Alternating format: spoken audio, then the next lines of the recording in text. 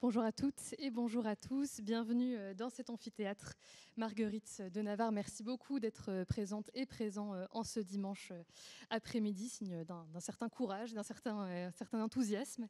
Merci aussi aux équipes d'avoir rendu cette rencontre entre vous, le public, vous, les étudiants et les intervenants possible. Ce sont des rencontres qui sont rares et de fait précieuses. Ce sont des instants de dialogue qui sont en général constructifs et qu'il faut apprécier comme tels. Je suis Aliette Ovine, je suis productrice de l'émission Entendez-vous l'écho sur France Culture, qui a lieu donc tous les jours de 14h à 15h et où on parle d'économie et de fait de transition écologique, ce qui va nous intéresser aujourd'hui. Alors, une grande question pour servir de fil rouge à cette session: identifier les besoins, mobiliser les ressources, comment orchestrer la transition écologique. C'est un vaste sujet auquel nos intervenants et nos intervenantes vont répondre aujourd'hui et que j'appelle tout de suite sur scène, et notamment Amine Benayad, directeur associé au Boston Consulting Group. Sous vos applaudissements, bien sûr. Mecca Brunel, vous êtes présidente de la Fondation Palladio. Pierre-Michel Menger, vous êtes sociologue et professeur au Collège de France. Vous êtes ici chez vous, donc. Bienvenue. Brune Poisson, vous êtes directrice du développement durable d'Accor. Et Assinapi, enfin, vous êtes directrice du développement durable du groupe Société Générale. Bienvenue et nous sommes au complet.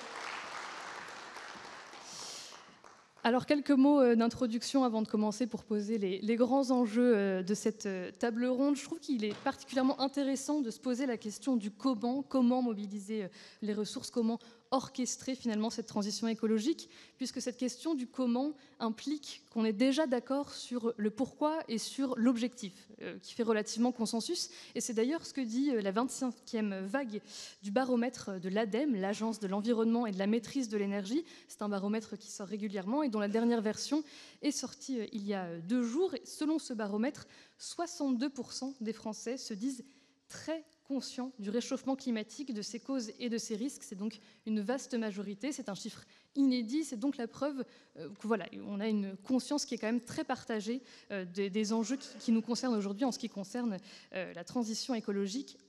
Après, il faut dire aussi que le réchauffement ne laisse pas tellement le choix. Les faits sont là, on le sait. L'été 2024 a été le plus chaud enregistré sur la planète.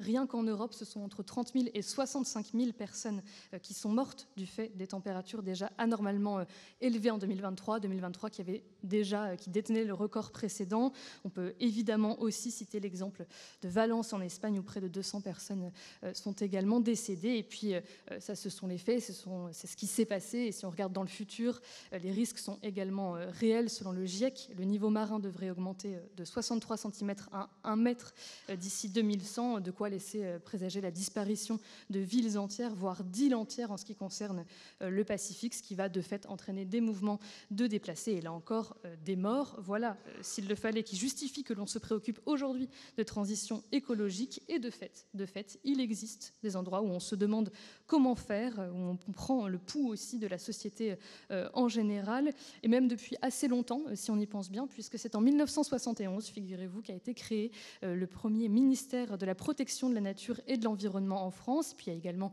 tout un tas d'organisations, d'institutions dont nos intervenants sont représentatifs aujourd'hui. J'ai cité l'ADEME, mais on peut citer également un très grand nombre d'agences, de think tanks, de fondations qui existent. Et puis, de façon peut-être plus récente, des stratégies, des plans sont mis sur la table, du Green Deal européen à la création en juillet 2022 du secrétariat général à la planification écologique en France. Et puis c'est là que ça devient particulièrement intéressant de parler de cette notion d'orchestrer, puisque tout le monde ne joue pas la même partition. Il y a les individus, les entreprises, des stratégies au niveau national et puis des stratégies au niveau mondial. C'est ce qu'a montré il y a les 2 dernières semaines la COP 29, reste donc à savoir comment orchestrer tout cela, comment tout cela infuse, comment modifier les comportements, comment modifier aussi ce qui compte.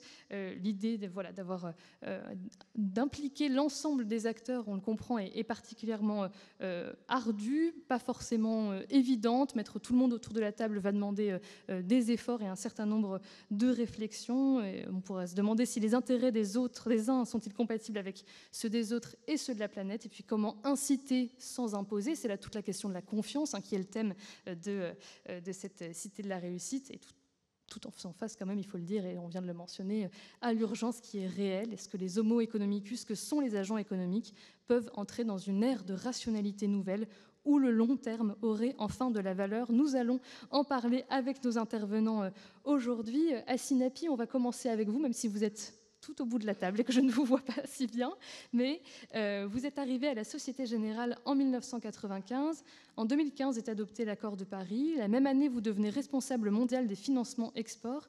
Alors moi, ce que j'aimerais bien savoir, et c'est la question que je vais vous poser à vous tous en fait, c'est est-ce qu'il y a eu un avant et un après cette prise de conscience de l'importance, de la nécessité de la transition écologique? Est-ce qu'il y a eu un avant et un après 2015? Alors c'est peut-être une date artificielle, mais en tout cas, elle marque peut-être un bouleversement des consciences. Alors comment cette prise de conscience s'opère dans le secteur bancaire et comment se concrétise-t-elle aujourd'hui au sein de la Société Générale?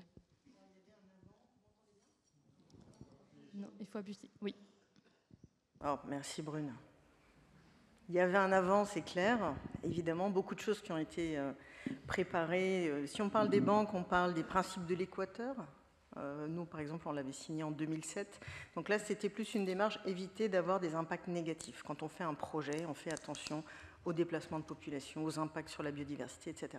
2015, c'est intéressant que vous ayez choisi cette date pour commencer le débat. Pour moi, c'était vraiment l'année qui a marqué quelque chose, qui nous a mis en mouvement. 2015, les accords de Paris. 2015, les objectifs de développement durable réaffirmés par les Nations Unies. Et 2015 aussi, et à l'époque, je travaillais sur les crédits export, comme vous l'avez dit, donc sur les pays émergents. 2015, c'était aussi une lettre très importante des organismes multilatéraux, From Billions to Trillions. Comment est-ce qu'on va ensemble, le secteur privé, le secteur public, les multilatéraux, les organismes privés, travailler pour leverager l'argent public et apporter du soutien privé, justement pour les objectifs de développement durable et les sujets climatiques. Donc oui, pour moi, il y a eu vraiment un avant et un après. Merci beaucoup, Assinapi. Amine Benayed, je voulais vous donner la parole juste après parce que finalement, vos mondes sont assez proches. Vous-même avez travaillé aussi dans le monde des produits structurés dans une première partie de votre carrière, puis vous êtes passé à celui de pilote des activités Climate and Sustainability chez BCG, le Boston Consulting Group. Alors, comment s'est opéré peut-être ce changement de perspective? Est-ce que vous vous êtes rendu compte qu'il y avait des interrogations nouvelles, et notamment du point de vue de la transition écologique, et qu'il fallait y répondre d'une certaine manière, et que ça concernait à peu près tous les acteurs, pas que les acteurs de la finance? Est-ce que vous avez eu cette prise de conscience-là aussi, qu'il y avait une nouvelle demande qui émergeait, et un accompagnement de fait à faire? Merci. Effectivement, 2015 a été une année de tournant, et j'ai vu l'industrie de services, et avec ma casquette de banquier, et dans l'industrie du conseil, où effectivement, on voit que dans l'industrie de services, on a deux leviers. Un levier qui consiste à regarder notre propre empreinte, et donc ça, on agit dessus et on essaie de le faire vite, plus par souci d'exemplarité que par souci d'impact, parce que notre impact, il est plus grand, que ce soit les banques, que ce soit les assureurs, que ce soit d'autres industriels dans l'industrie des services, comme effet de levier par rapport à d'autres industries. Donc dans le conseil, faire aussi des choix et se dire on va pousser un peu nos forces vives vers du conseil qui va aider les entreprises dans l'économie réelle à elles-mêmes se décarboner, à elles-mêmes avoir un impact positif. Donc j'abonde dans le sens de ce que disait Assina, c'était vraiment à partir de ce... Et on l'a fait de deux façons pour être concret. La première, c'est qu'on s'est défini pour nous-mêmes des objectifs net zéro pour le cabinet, et pour aller justement être actif d'un point de vue commercial, nous avons créé on appelle ça les practices chez nous, une practice climat et développement durable, dont l'objectif est de œuvrer auprès de nos clients pour les aider dans leur propre transformation. Peut-être quelques mots, Amine Benayed, sur ce qu'est BCG, le Boston Consulting Group. Quelle est votre mission de façon plus générale, et comment votre poste s'inscrit aussi dans cette mission-là? Eh ben, donc, c'est un cabinet de conseil dont la raison d'être, et on s'est donné une raison d'être il y a quelques années, et débloquer le potentiel de ceux qui font avancer le monde. Donc nous, on reste à notre place et on considère que d'autres acteurs ont plus la main pour faire avancer le monde. Nous, notre rôle, c'est d'être un facilitateur, donc c'est comme ça qu'on se définit. Et on couvre, on existe depuis plus de 60 ans maintenant, on couvre tous les pans de l'industrie. Donc nous avons, ce que je disais tout à l'heure, des pratiques industrielles, l'énergie, le transport, la santé, la banque, l'assurance, etc. Et on a aussi des pratiques fonctionnelles. Et c'est là qu'on retrouve le climat et le développement durable, les questions RH, les questions opérations, les questions de la technologie. Donc le cabinet est organisé comme ça, on est présent dans plus de 70 pays dans le monde. Donc on est nous-mêmes exposés à toute la différence et j'imagine que dans le débat on arrivera à cette richesse parce que la transition climatique, c'est pas du tout la même histoire d'un pays à l'autre ou d'une région à l'autre. Oui, on va voir effectivement que mettre tout le monde autour de la table, ça a aussi, comme je le disais, une échelle mondiale, ce qui rajoute une autre dimension encore, au-delà de juste peut-être les instances, on va dire, étatiques françaises et le secteur privé. On va pouvoir aborder ce point-là assurément. Mecca Brunel, vous avez réalisé quasiment l'intégralité de votre carrière, mais je parle sous votre contrôle, l'intégralité de votre carrière dans le foncier, comme on dit. Alors vous nous expliquerez peut-être plus précisément de quoi il s'agit. En 2006, vous étiez la directrice d'Euro 6. En 2017, vous prenez la tête de Gecina, qui est une société foncière qui gère, je crois, 20 milliards d'euros de patrimoine immobilier. En tout cas, c'était les chiffres que j'ai trouvés pour 2021. Aujourd'hui, on vous retrouve présidente de la Fondation Palladio. Alors, Mecca Brunel, une question que je voulais vous poser un peu plus précise, cela dit. Un des grands enjeux aussi du réchauffement climatique et de lutter contre, ou en tout cas essayer de le ralentir, se traduit par une raréfaction du foncier. On pense évidemment à la loi ZAN, on pense évidemment aux terres qu'il s'agit de protéger, voire de sanctuariser. Est-ce que ça, c'est quelque chose que vous avez pu observer tout au long de votre carrière ? Pareil, la question de l'avant et de l'après. Et de façon générale, comment Palladio, la Fondation Palladio, propose de prendre en charge ce sujet de la transition écologique de façon plus générale ? Oui, merci beaucoup. Bonjour à toutes et à tous. Alors, je ne suis plus directrice générale de Gecina, ayant pris ma retraite entre-temps, et je suis heureuse d'avoir rejoint la Fondation Palladio. Je dois dire deux choses. Premièrement, on parlait de 2015. Il y avait des tas de choses. Le secteur de l'immobilier et de la ville, qui représente d'ailleurs en France, d'après l'étude Palladio EY, 10,5% du PIB, 2,3 millions d'emplois, et notamment des emplois locaux, très très locaux. C'est, comme on le sait, après le transport, le secteur le plus émetteur de carbone. Et il y avait pendant des années, j'ai un parcours de plus d'une quarantaine d'années, des tas de lois, de règles dans le domaine environnemental, petit à petit, par petites touches qui avançaient. En 2015, c'est vrai que la COP21 et les accords de Paris ont été à un moment qui était quand même un moment un peu particulier. Moi, je dirigeais un fonds international, je dirigeais la partie européenne d'un fonds nord-américain. Et tout d'un coup, alors qu'on venait de voir des attentats à Paris, qu'il y avait les sujets des migrants de guerre en Syrie, il ne faut pas oublier les environnements dans lesquels nous sommes. On n'a pas toujours inventé la nouveauté des guerres et des conflits. Eh bien, les accords de Paris ont été un véritable moteur, d'abord d'énergie, d'envie, de sens, de se dire ça nous donne une direction, et on a envie collectivement, État, entreprises privées, organismes de toutes sortes, de travailler ensemble dans le bon sens, être dans une action collective mondiale en se disant on va se donner des objectifs et on va essayer d'y arriver. Ça a été un vrai tournant dans toutes les entreprises, je pense, partout, évidemment dans notre industrie, qui a été ce tournant de regarder vers non seulement les aspects économiques, comment on fait de la compression de taux, mais également les aspects environnementaux, et en même temps considérer les aspects sociaux et plus tard sociétaux. Et on voit bien que petit à petit, la démarche se fait dans une démarche beaucoup plus holistique. Et pour répondre à votre question brièvement sur la Fondation Palladio, c'est ce que nous essayons de faire modestement. C'est une fondation sous l'égide de la Fondation de France qui réunit les acteurs de l'immobilier de la ville. Et nous travaillons ensemble pour dire comment nous pouvons intervenir sur ces 4 domaines économiques, environnementales, sociales et sociétales pour transformer nos activités à travers la formation, à travers l'ouverture, à travers l'accompagnement des maires, qui sont les moteurs, à travers les actions collectives qui sont à porter à échelle des idées transversales comme la géothermie de surface, la construction hors site, l'Intensiscore qui parle de l'intensité d'usage des locaux, combien de temps on utilise des locaux.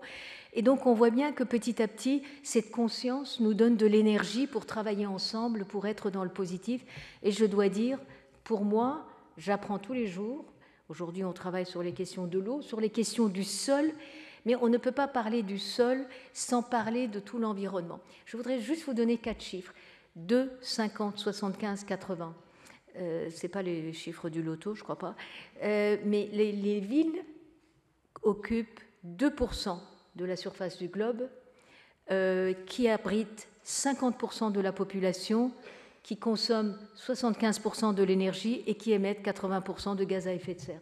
Une fois qu'on a ces éléments-là, on voit bien qu'on a un vrai enjeu, qui est un enjeu à travers ces 4 chiffres, qui est un enjeu très important. Et en plus, on a besoin de ce qui n'est pas en ville, c'est-à-dire de tout ce qui est nature, parce qu'il faut nourrir, il faut accompagner, il faut fabriquer, il faut construire, il faut être partie prenante. Donc on voit bien que c'est un enjeu qui est très global et très holistique et inclusif. Merci beaucoup, Mecca Brunel. Brune Poirson, alors on vous a retrouvé dans beaucoup d'endroits tout au long de votre carrière. Je le disais, vous êtes actuellement directrice du développement durable du groupe Accor. Auparavant, vous avez été secrétaire d'État auprès du ministre de la Transition écologique. C'était de 2017 à 2020. Avant cela, on pourrait aussi retracer votre parcours auprès de l'AFD, chez Veolia India. Vous avez aussi fondé au moins 2 think tanks, si je ne me trompe pas. Donc, vous avez connu beaucoup d'instances où ces questions-là sont discutées. Est-ce que, de votre point de vue, vous diriez également qu'il y a eu un avant et un après relativement net, alors que ce soit la date de 2015 ou une autre, en termes de prise de conscience? Et qu'est-ce que cela a changé à la fois dans les pratiques, mais aussi les façons de penser au sein des institutions que vous avez pu fréquenter? Bonjour à toutes et à tous. Merci pour cette question. En fait, ce que je trouve particulièrement intéressant dans votre question, c'est le mot « point de vue ». Et je ne voudrais pas avoir l'air trop négative, mais je pense qu'il y a un avant et un après, évidemment 2015, mais pas pour tout le monde. Et ça dépend vraiment des points de vue.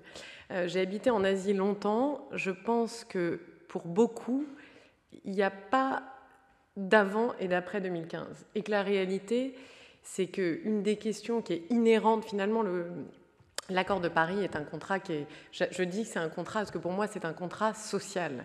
C'est vraiment comment est-ce qu'on arrive à vivre tous sur la même planète et à survivre même et à vivre heureux sur cette planète à l'avenir. Et donc, c'est ce qu'a marqué l'accord de Paris. Et c'est vrai que 2015 est un élément qui est clé.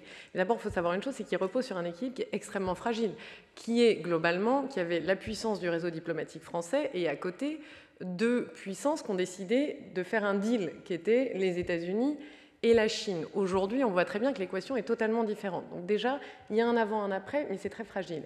Et la deuxième chose ensuite, c'est la réalité sur le terrain. Je suis sûre que si vous demandez à beaucoup de la population, à commencer par la population française, je doute qu'elle ait vu un avant et un après 2015. Si vous regardez en Asie, il n'y a pas vraiment d'avant et d'après 2015, si ce n'est peut-être que les pays, et je ne mets pas forcément le jugement de valeur, mais la réalité est que si ce n'est peut-être que les pays occidentaux font encore plus la leçon aux pays émergents et que la réalité sur le terrain, c'est qu'on a parlé des billions aux trillions, mais que la réalité, c'est que en Inde, en Asie et dans tous ces pays-là, l'argent ne va toujours pas au bon endroit et dans les bonnes quantités. On le voit très bien avec le débat qu'il y a aujourd'hui avec la COP. Donc oui, il y a un avant et un après, mais je ne pense pas forcément que ce soit nécessairement dans la bonne direction. On a un cadre, on sait que le cadre est extrêmement fragile et les changements réels sur le terrain, je pense qu'ils sont presque inexistants. pardonnez-moi hein, de jeter un voile un petit peu dur, mais je voudrais juste qu'on s'ancre dans la réalité. Et qu'il y ait aussi une prise de conscience que ce qui est important pour certains ne l'est pas forcément pour tous. Et puis ça pose la question intéressante qu'on pourra reposer plus tard, des intérêts nationaux versus les intérêts globaux, mondiaux. C'était effectivement un des sujets de la COP29. Pierre-Michel Menger, pour finir ce tour de table, il faut le dire, vous êtes chercheur, sociologue de surcroît, vous êtes professeur au Collège de France, vous êtes titulaire de la chaire Sociologie du travail créateur. Alors on connaît vos travaux sur effectivement la sociologie des artistes, de ce qu'est une œuvre d'art, ce qu'est le talent. Je reprends le titre de cette séance, identifier les besoins, mobiliser les ressources. Selon vous, qui est en mesure d'identifier les besoins, d'avoir justement cette vision globale dont on parlait à l'instant ? D'abord, je voudrais faire une petite remarque personnelle. Je suis né, j'ai passé mon enfance en Lorraine, dans la Lorraine charbonnière, et donc j'ai appris ce que c'était que la pollution très tôt dans ma vie. Et je suis cycliste depuis ma petite enfance, et je suis bien heureux de me retrouver à l'avant-garde, d'une certaine manière, de ce qu'a été la tentative de régler des problèmes de cette nature. Bon, c'était aussi la ville où je suis né, Forbach, était le matin, vous mettiez des linges à sécher, le soir, ils étaient gris. Donc, c'était vraiment assez terrible. Et en même temps, il y avait une ingénierie qui essayait de réduire les émissions de carbone, etc. etc. J'en ai beaucoup parlé avec des ingénieurs de l'époque. Il y avait des enfants qui étaient scolarisés comme moi. Et, plus tard, c'est l'industrie nucléaire qui a été l'honneur de l'ingénierie française, qui le redeviendra peut-être en partie, on verra. C'est peut-être certainement souhaitable. Mais en tout cas, depuis ce moment-là, j'ai compris ce que c'était que... j'ai beaucoup médité sur une maxime d'Emmanuel Kant qui dit « Agis de telle sorte que la maxime de ton action puisse être érigée en règle collective ». Autrement dit, chaque fois qu'on agit, on devrait pouvoir universaliser ce qu'on fait. Malheureusement, ça ne se passe pas toujours comme ça, parce que persuader les individus d'agir, ça peut avoir un aspect contraignant. Vous avez parlé des besoins. Il y a évidemment des besoins qui sont très clairs. La perception de ces besoins est complexe, mais les raisons d'agir sont multiples. Elles ne sont pas les mêmes d'un bout à l'autre de la planète. Dieu sait, et ça vient d'être dit, et c'est vraiment très important, mais ça n'est pas non plus de la même manière perçu dans un même territoire qui est peut-être plus respectueux des consignes et des objectifs.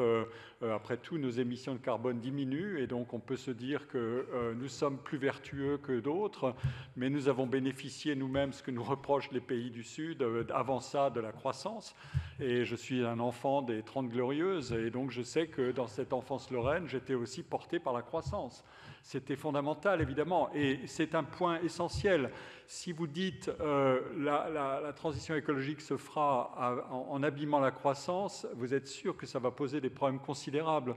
Et c'est un de mes credos, et a fortiori depuis que je suis ici et que je parle beaucoup avec mes collègues. C'est la chance du collège que de rencontrer de très grands scientifiques dans toutes les disciplines, et notamment mes collègues chimistes Marc Fontcave et Jean-Marie Tarascon, qui s'occupent d'un programme ici au collège qui s'intitule « Avenir commun durable », eh bien, on sait qu'il y a des ressources d'inventivité et d'innovation qui sont couplées à la croissance. Et mon collègue Philippe Aguillon en fait son thème d'enseignement abondamment. C'est très important de comprendre ça. C'est-à-dire qu'il ne faut jamais raisonner ni en termes fatalistes, il faut être pessimiste quand c'est nécessaire, il ne faut pas non plus être fataliste, parce que le fatalisme, c'est bon, on se croise les bras, on attend que ça, on ne sait plus quoi faire, on ne fait plus d'enfants, on ne fait plus rien, etc. Or ça ne marchera pas. Ça ne marchera pas. Il faut compter sur l'innovation, il faut compter sur l'inventivité, il faut compter sur la puissance de règles collectives. Elles sont complexes, mais comme disait le grand sociologue Max Weber, le problème des normes, c'est qu'il y a toujours un respect probabiliste des normes, c'est-à-dire qu'une partie non négligeable des individus se soumettent à la norme, et il y en a une partie qui ne s'y soumet pas. Et si vous voulez un exemple pur et parfait de ce problème, regardez ce qui s'est passé pendant le Covid. Voilà, si vous ne vous soumettiez pas à la norme, vous deveniez un danger pour les autres. Il faut raisonner un peu dans ces termes-là aujourd'hui. Il faut se dire, chacun doit prendre sa part de responsabilité, de conscience, et tourner la petite clé dans sa tête pour dire ici comment et qu'est-ce que je pourrais faire autrement, etc. etc. C'est comme ça que ça devient une culture plutôt qu'une contrainte. C'est ça mon idée de base pour ces aspects-là. Pour le reste, je suis bien heureux de rester cycliste et c'est un plaisir constant. Merci beaucoup Pierre-Michel Menger. C'est intéressant cette idée de passer de l'idée de contrainte à celle d'une culture commune, d'une culture partagée et qui de fait s'élabore aussi à travers des normes. On peut estimer qu'une norme efficace est une norme qui met à peu près tout le monde d'accord.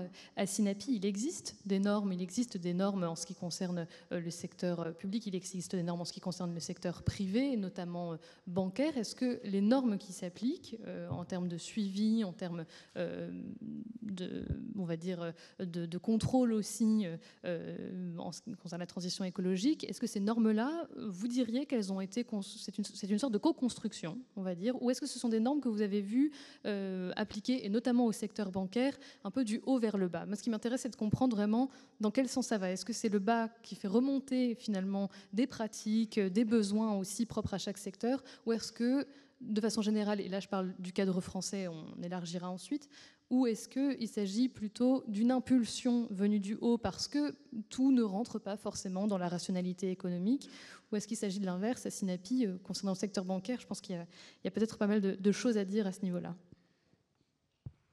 Est-ce que je peux ne pas répondre tout de suite?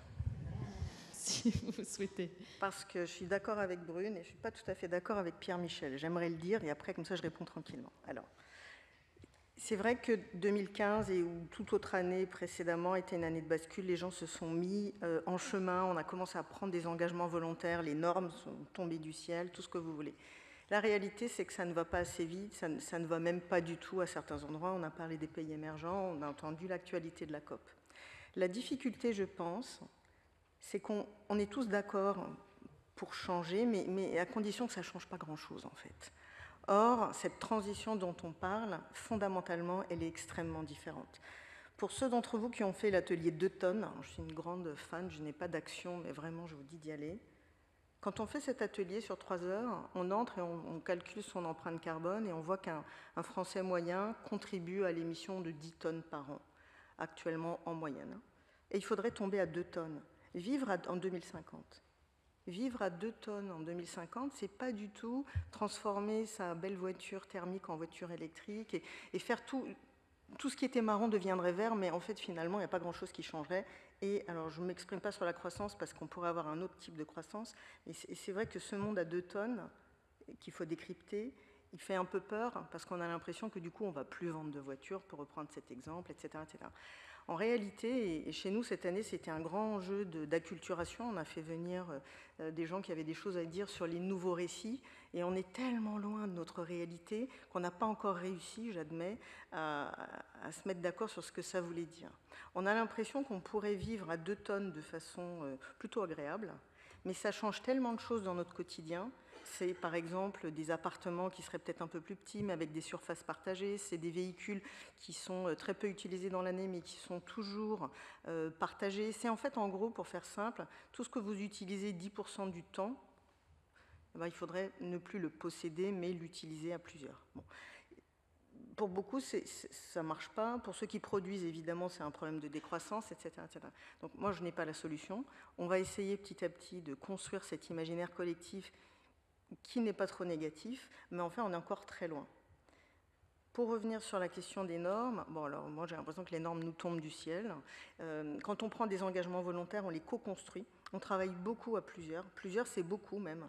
Les banques, par exemple, ont essayé de travailler sur la décarbonation de leur portefeuille de crédit sur une douzaine de secteurs, dans une alliance qui a été lancée par les Nations Unies et dans laquelle il y a aujourd'hui 140 banques. Donc on travaille ensemble et on essaye de faire des choses qui ont du sens. Ça, c'est quand c'est volontaire.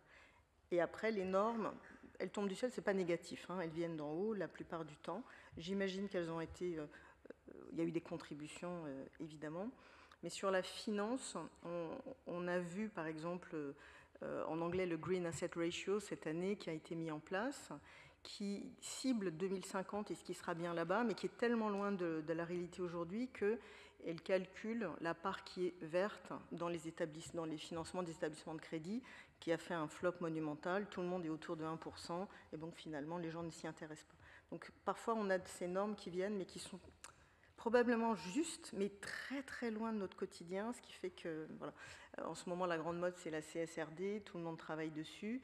Et les discussions qu'on a avec nos clients me font penser que c'est tellement lourd, c'est tellement contraignant qu'on n'arrive jamais à parler de l'essentiel. Quel est l'impact qu'on veut avoir? Qu'est-ce qu'on va en tirer? Donc, bon, je ne suis pas en train de dire qu'il ne faut pas de normes, parce que bien au contraire, il en faut probablement plus pour avancer.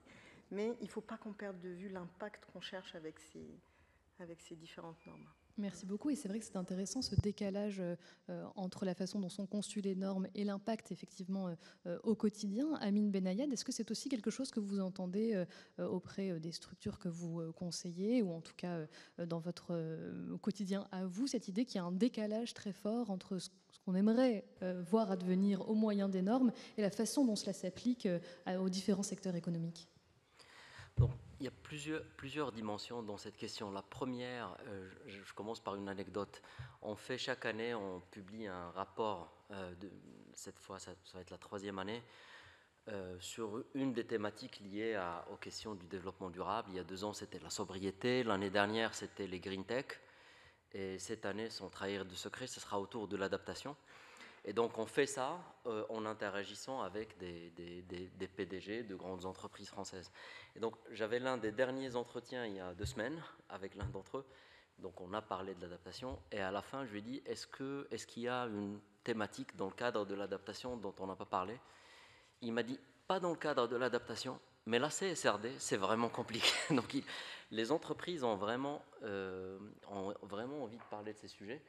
Voilà. Donc la CSRD, c'est une directive qui impose à certaines entreprises, la majorité des entreprises d'ailleurs, au-delà d'un certain seuil, une forme de reporting sur...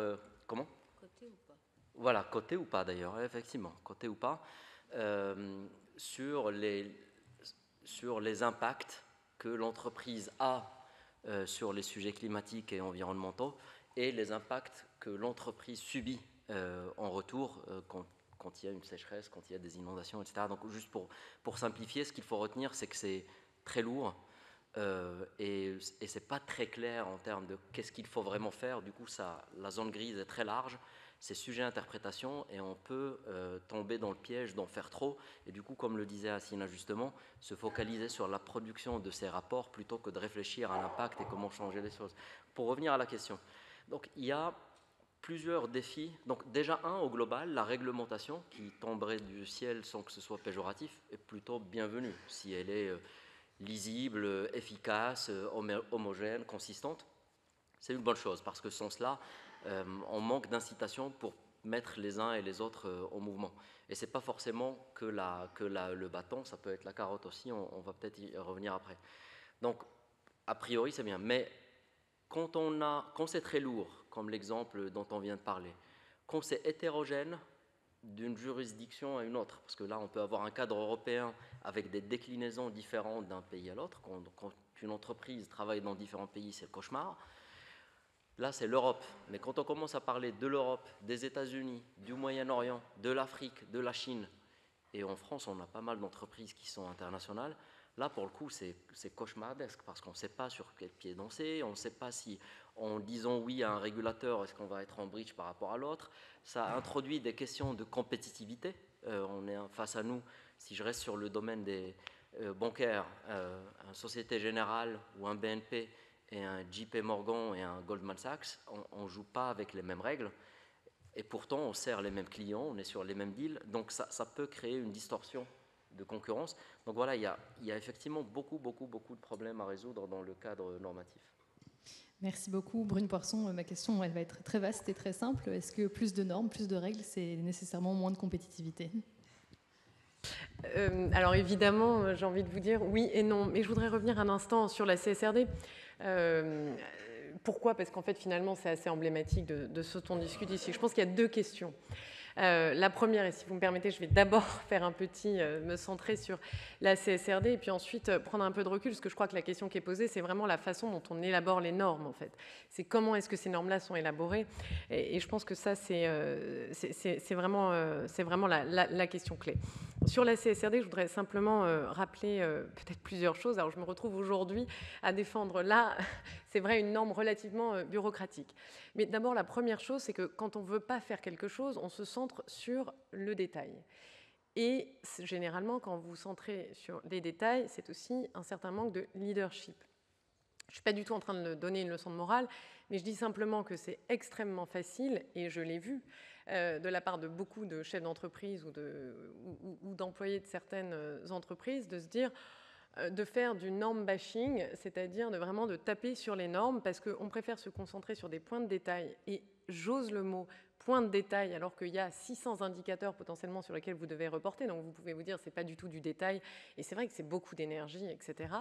Mais si on résout, et si je vois qu'il y a un effort presque sciemment de dire on va prendre la CSRD par le plus petit bout de la lorgnette possible pour pouvoir finalement le retourner et globalement envoyer valser absolument tout, c'est-à-dire plus largement l'ensemble des normes environnementales. On le voit très bien avec la demande du Premier ministre d'un appel au moratoire. Je l'ai vécu quand j'étais au gouvernement, quand après le Covid, le MEDEF, je ne vous cache rien, est venu nous voir, nous, au ministère de la Transition écologique, et en particulier sur la loi que je portais, qui était la loi anti-gaspillage pour une économie circulaire, dite loi AGEC, en disant, écoutez, nous on a vécu le Covid, c'était une catastrophe économique, donc là s'il vous plaît, plus de normes environnementales pendant plusieurs années, parce que ça va plomber la compétitivité, etc. Là encore, je pense que ce n'était pas la solution, et c'est ce qu'on a fait, et à terme, je peux aussi vous démontrer en quoi c'est, au contraire, potentiellement, ça aide la compétitivité, parce que ça permet aux entreprises françaises, potentiellement, de rattraper et d'avoir un coup d'avance. Donc, sur la CSRD, il ne faut pas oublier l'esprit de la loi. Quel était l'esprit de la loi ? C'est un plan de transition. Ceux qui résument la CSRD à du reporting, c'est un manque de leadership, c'est quelque part une forme de paresse intellectuelle, et ce n'est pas l'effort de se dire, et je sais que c'est difficile, ça demande beaucoup de ressources, je ne vous dis pas que c'est facile pour toutes les entreprises, mais les grandes entreprises françaises ont les moyens de se dire, qu'est-ce que la CSRD ? C'est plus que des dizaines et des dizaines d'indicateurs sur lesquels on reporte, et par ailleurs, la transparence, ça ne fait pas de mal, c'est la base de la confiance, et on sait que la confiance est la monnaie de la transition écologique. C'est de se dire comment est-ce qu'on fait ce plan de transition. La CSRD, l'esprit de la loi, c'était aussi que les entreprises se posent et se disent entre maintenant et 2050, exactement ce que Assina disait, le monde va devoir changer radicalement, on va devoir passer de 10 tonnes à 2 tonnes au niveau individuel, c'est pareil pour les entreprises, comment on fait ? Et l'objectif de la CSRD, c'était que les entreprises se posent cette question-là. Le deuxième objectif aussi, c'était que l'Europe prenne le leadership dans le monde. Sur quoi vous voulez qu'on rentre en compétition avec les autres continents, mais par une compétition vertueuse, par le haut. Et donc prendre les devants en matière de normes environnementales, évidemment il faut bien le faire, le diable est dans les détails et dans la mise en œuvre, mais pensez à l'esprit politique qui était derrière, qui était de se dire l'Europe peut être une puissance verte. Et c'est pour ça qu'on va mettre des normes environnementales sur la table, fortes, qui vont faire que nos entreprises vont avoir un coup d'avance par rapport à d'autres.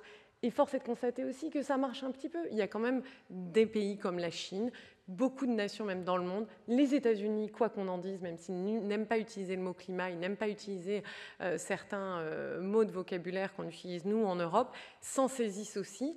Et moi, je veux croire que c'est la responsabilité de l'Europe de pousser vers le haut. Après, deuxième question, mais là, je ne vais pas monopoliser la parole trop longtemps, donc je reprendrai la parole éventuellement plus tard, c'est la question de l'élaboration. On aurait pu élaborer des normes environnementales beaucoup mieux. Mais croyez-moi, parfois, quand vous êtes en responsabilité, un responsable politique, vous essayez de faire une loi, vous essayez d'élaborer une norme environnementale, vous avez souvent en face de vous des fédérations d'entreprises. Je ne veux pas les critiquer, mais généralement, c'est le plus petit dénominateur commun. C'est ceux qui ont l'habitude de venir vous voir en vous disant « Ah non, s'il vous plaît, ne nous taxez pas, ne faites pas de normes ». Au lieu de collaborer et de s'asseoir avec nous et de dire comment est-ce qu'on avance. Et il y a des méthodes pour faire ça, c'est la méthode des coalitions. On peut en parler, j'ai des exemples extrêmement concrets. Mais voilà, c'est ce que je voulais partager.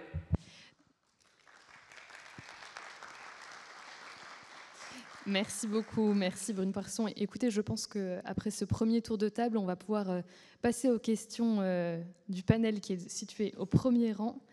Mecca Brunel, allez-y. Pardon, est-ce que je peux rebondir sur ce dernier sujet ? Je pense que, Brune, vous avez raison.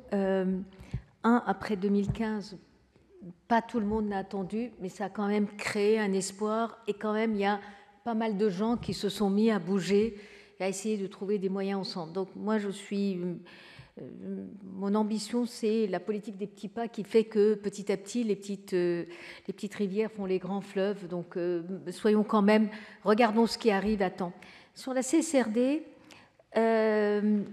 j'étais pleine d'espoir, moi, dans mes fonctions précédentes, et j'ai participé à beaucoup de réunions préparatoires. Je rappelle que c'est une norme européenne et que tous les investisseurs du monde entier, à partir du moment où ils investissent en Europe, doivent faire un reporting CSRD, y compris les fonds qui investissent de façon indirecte. Donc l'ampleur n'est pas simplement un truc d'Européens entre Européens, ça dépasse ça. Je suis quand même déçue. Vous avez raison, les entreprises peuvent le prendre différemment, mais tout de même, quand il faut suivre 400 indicateurs avec un commissaire aux comptes qui va devenir l'agent qui va suivre ça, ça devient très très vite un sujet comptable et humainement, comment vous pouvez embarquer l'ensemble des collaborateurs pour être partie prenante là-dessus? En tant qu'administratrice de quelques sociétés cotées ou pas, c'est une question que nous avons en permanence. Comment on arrive à embarquer tout le monde, du haut en bas de l'échelle, pour comprendre à quoi servent ces 400, 500, 600 indicateurs? Et humainement, est-ce que tout est au même niveau? Je ne sais pas. Je trouve que c'est un peu décevant d'en arriver là. Maintenant, à un moment donné, il faut digérer, il faut faire la première année est toujours plus difficile, et commencer à comprendre de quoi on parle. Mais sincèrement, ce sujet est un sujet tellement fondamental. On ne parle pas simplement de savoir est-ce qu'il faut planter des arbres ou pas. L'environnement, c'est plus ça du tout. C'est un problème social, c'est un problème sociétal. Et pardon, depuis 2015, on a quand même fait des progrès. Chacun d'entre nous, regardez comment Paris, tout d'un coup, est devenu le lieu où tout le monde prend son vélo, ou la majorité des gens, en essayant de ne pas se faire renverser quand on est piéton. Mais sincèrement, c'est un sujet qui aurait été, chacun d'entre nous, moi la première, j'aurais dit, ça n'arrivera jamais. Donc on voit bien qu'on est quand même concerné, qu'on avance, qu'on parcourt, et peut-être que ce n'est pas partout dans le monde, c'est vrai, peut-être que des bombes qu'on envoie quelque part démolissent la totalité de l'effort qu'on a fait pour passer de 10 tonnes à 9 tonnes 50, mais c'est pas grave, il faut continuer. Et vous savez, c'est une question de foi. Et si vous me permettez, avant de passer aux questions des étudiants, je vais vous citer un poète persan qui est Omar Khayyam, et je vais vous parler de foi parce que je pense que dans cette question d'environnement, il faut quand même avoir un peu de foi. Khayyam dit « Entre la foi et l'incrédulité, un souffle. Entre la certitude et le doute, un souffle. Sois joyeux dans ce souffle présent où tu vis, car la vie elle-même est dans le souffle qui passe. » Eh bien, profitons du fait qu'on est vivant pour prendre les bonnes actions et avancer dans ces domaines-là, même si on n'y arrive pas du premier coup.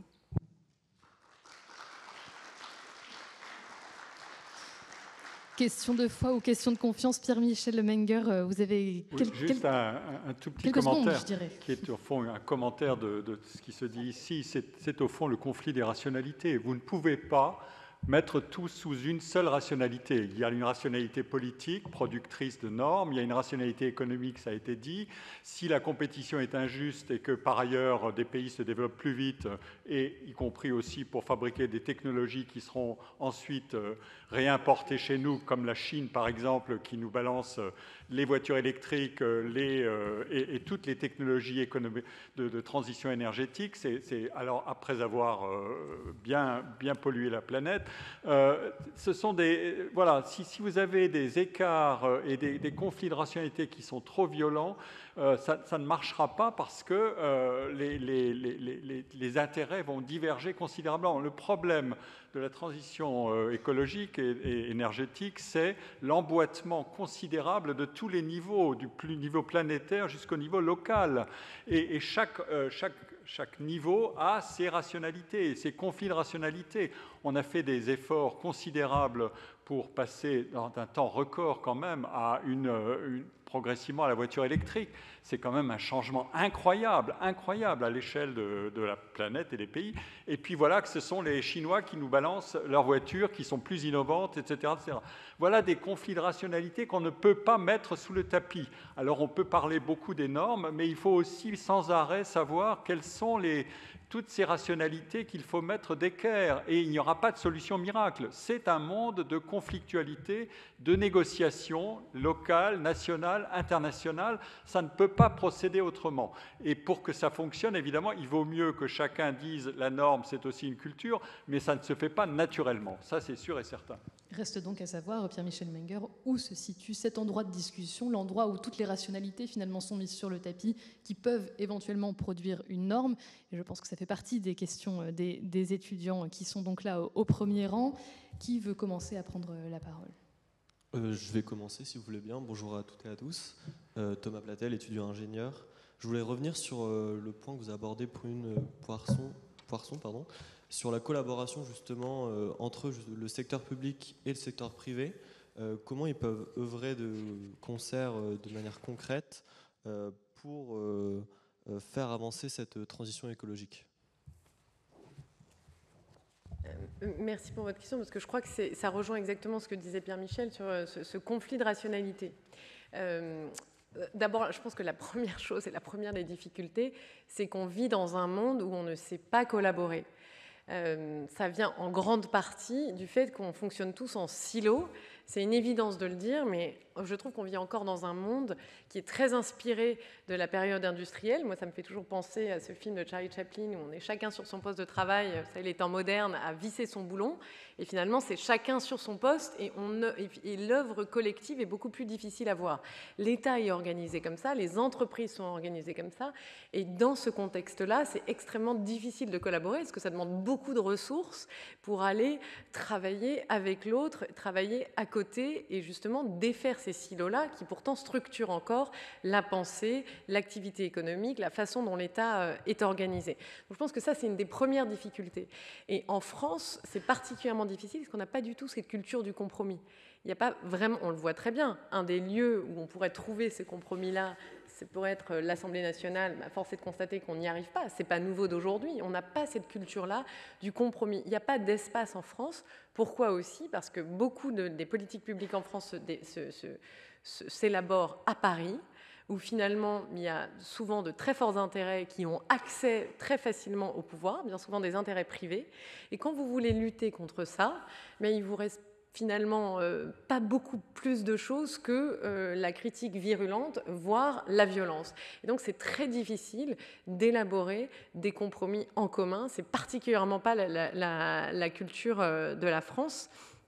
Alors qu'au contraire, c'est vraiment ce qu'il faudrait qu'on arrive à élaborer. Et je pense que la dernière chose aussi, c'est qu'on se dit toujours qu'on va finir par trouver une solution. Mais par définition, la solution est toujours mouvante, puisque c'est sans cesse un compromis entre des rationalités différentes à un moment T. Mais évidemment, ça évolue avec le temps. Ce qui, aujourd'hui, apparaît comme la solution idéale n'est pas forcément la même demain. Donc se dire qu'on trouvera systématiquement une solution et qu'on atterrit là-dessus, pas tellement. Enfin, en tout cas, ce ne sera pas possible. Donc je pense que ce qui compte vraiment, c'est le processus, c'est comment est-ce qu'on élabore ces normes, comment est-ce qu'on crée les conditions pour faire ça, et ensuite, comment est-ce qu'on accepte collectivement qu'on ne tombe pas tout le temps systématiquement sur une solution, qu'elle sera amenée sans cesse à évoluer, ce qui ne veut pas dire qu'on recule, et ce qui ne veut pas dire évidemment qu'on n'avance pas, même s'il faudrait qu'on arrive à avancer plus vite. Amine Benayed, moi j'aimerais bien vous entendre sur cette culture spécifiquement française qui vient d'être évoquée, cette difficulté à trouver du compromis. Non, pour aller dans le sens de Brune, parce que ce qui aggrave la situation, c'est que des fois on se retrouve dans des silos qui sont pertinents et on rate la valeur à travers les silos. Maintenant, les silos dont on parle, c'est même plus les bons silos, parce que c'est des silos qui datent de l'époque industrielle, avec une certaine vision de verticalité dans l'industrie. Aujourd'hui, les chaînes de valeur se décomposent, donc les silos ne sont même plus. Donc ça rajoute vraiment à... non, pour revenir à la question, je voulais peut-être donner quelques exemples de comment la collaboration, des exemples positifs, c'est pas encore la panacée, mais on peut... Moi, j'adore ce que disait Meka tout à l'heure. Il faut faire des petits pas et se dire il y a encore du chemin à faire, mais regardons quand même le positif. Sur l'immobilier résidentiel, donc ça fait ça date pas d'hier, on sait que c'est le deuxième secteur le plus émissif. Voilà, l'immobilier en général.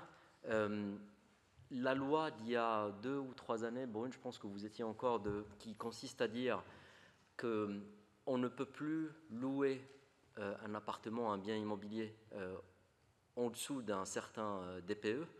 Donc ça, c'est une action publique qui vient aider les banques, par exemple, ou d'autres acteurs de l'industrie à trouver une raison pour aller améliorer l'isolation, améliorer la performance. Donc là, c'est un exemple de collaboration secteur public, secteur privé. On n'y est pas encore parce qu'il y a encore beaucoup d'obstacles, notamment administratifs, pour qu'on passe à l'échelle. Un autre exemple est le financement. Beaucoup d'éléments de projets de transition ou d'adaptation ne sont pas économiquement viables selon la définition de nos jours. Et donc, pas économiquement viable pour le secteur privé, pour les banques commerciales. Et donc là, le secteur public pourrait apporter des garanties, prendre les premiers niveaux de risque pour permettre au secteur privé, c'est ce que décrivait tout à l'heure Assina, de venir abonder d'un point de vue financier. Donc ça, c'est un deuxième exemple de coopération publique-privée dont on a absolument besoin pour pouvoir s'en sortir. Pierre-Michel Menger. Oui, il y a un exemple qui est frappant, c'est la collaboration entre l'université et l'industrie, les laboratoires de recherche et les startups. En Californie ou dans les biotechnologies et maintenant dans l'énergie, c'est absolument frappant. Si vous regardez chaque semaine le bulletin de publication du MIT, mais j'espère que Saclay va le développer aussi comme ça, c'est incroyable. La densité, la vitesse d'inventivité et de découverte de nouveaux matériaux, de nouvelles procédures, de nouvelles solutions possibles à développer, et le passage de la recherche au développement dans des startups ou dans des industries, ou dans des entreprises créées par les universitaires eux-mêmes en collaboration, c'est très important. Et c'est un des domaines où ça va le plus vite. C'est très très clair parce que les universitaires sont spécialement sensibles à ces questions-là. On ne leur a pas demandé de devenir écologistes. Ils le sont naturellement. Ils sont très soucieux de ça. Et aux États-Unis, Dieu sait s'ils ne sont pas très contents de ce qui s'est passé récemment, puisque Trump s'assoit sur tout ça. Mais je vous garantis que c'est ça la dynamique. C'est une des grandes dynamiques. Mecca Brunel, je crois que vous vouliez réagir sur cette collaboration. Oui, sur cette collaboration, l'expérience que la Fondation Palladio a développée à travers des actions collectives est assez intéressante. Je dois avouer que quand cette proposition nous a été faite, on était un peu sceptique sur cette capacité qu'on pourrait avoir, le public, le privé, et puis surtout de façon transversale, travailler ensemble. Or, on a lancé cette idée-là dès la première année. Je vous donne pour illustrer.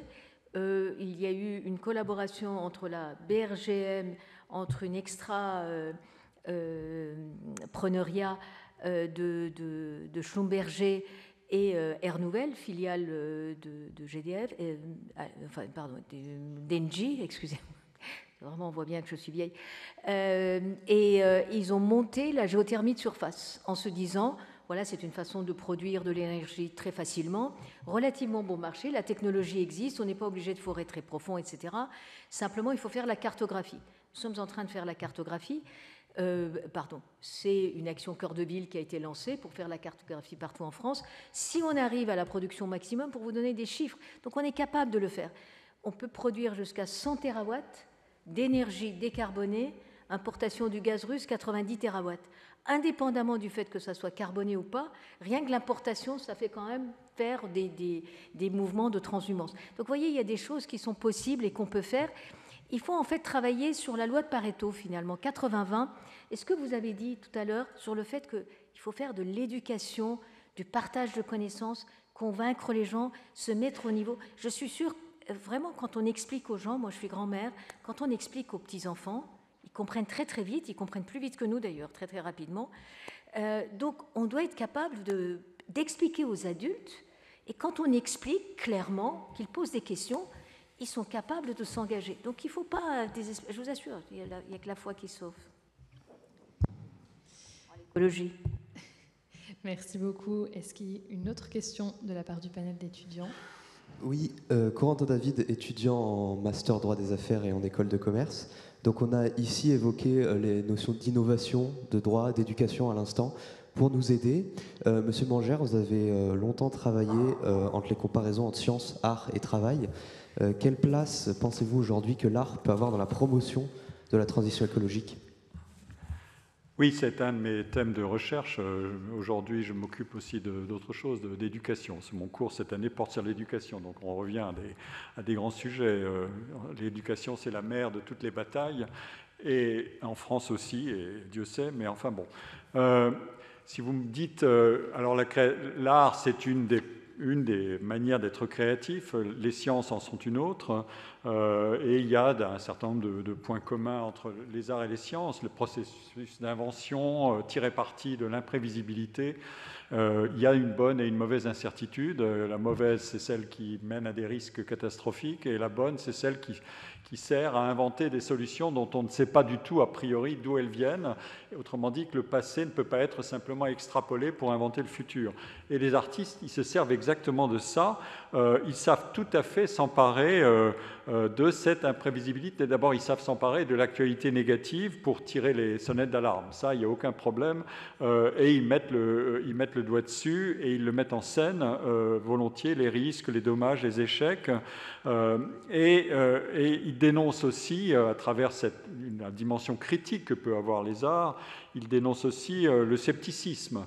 Et c'est très bien, il y a suffisamment de sceptiques pour qu'on puisse agir de manière inventive et créative sur le scepticisme, non pas en le condamnant, mais en pratiquant par exemple l'humour ou l'ironie, qui est un des grands ressorts des arts.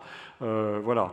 Et évidemment, les artistes ont tendance souvent à inventer des contre-modèles en critiquant radicalement, par exemple, le capitalisme qui serait responsable de toutes nos catastrophes.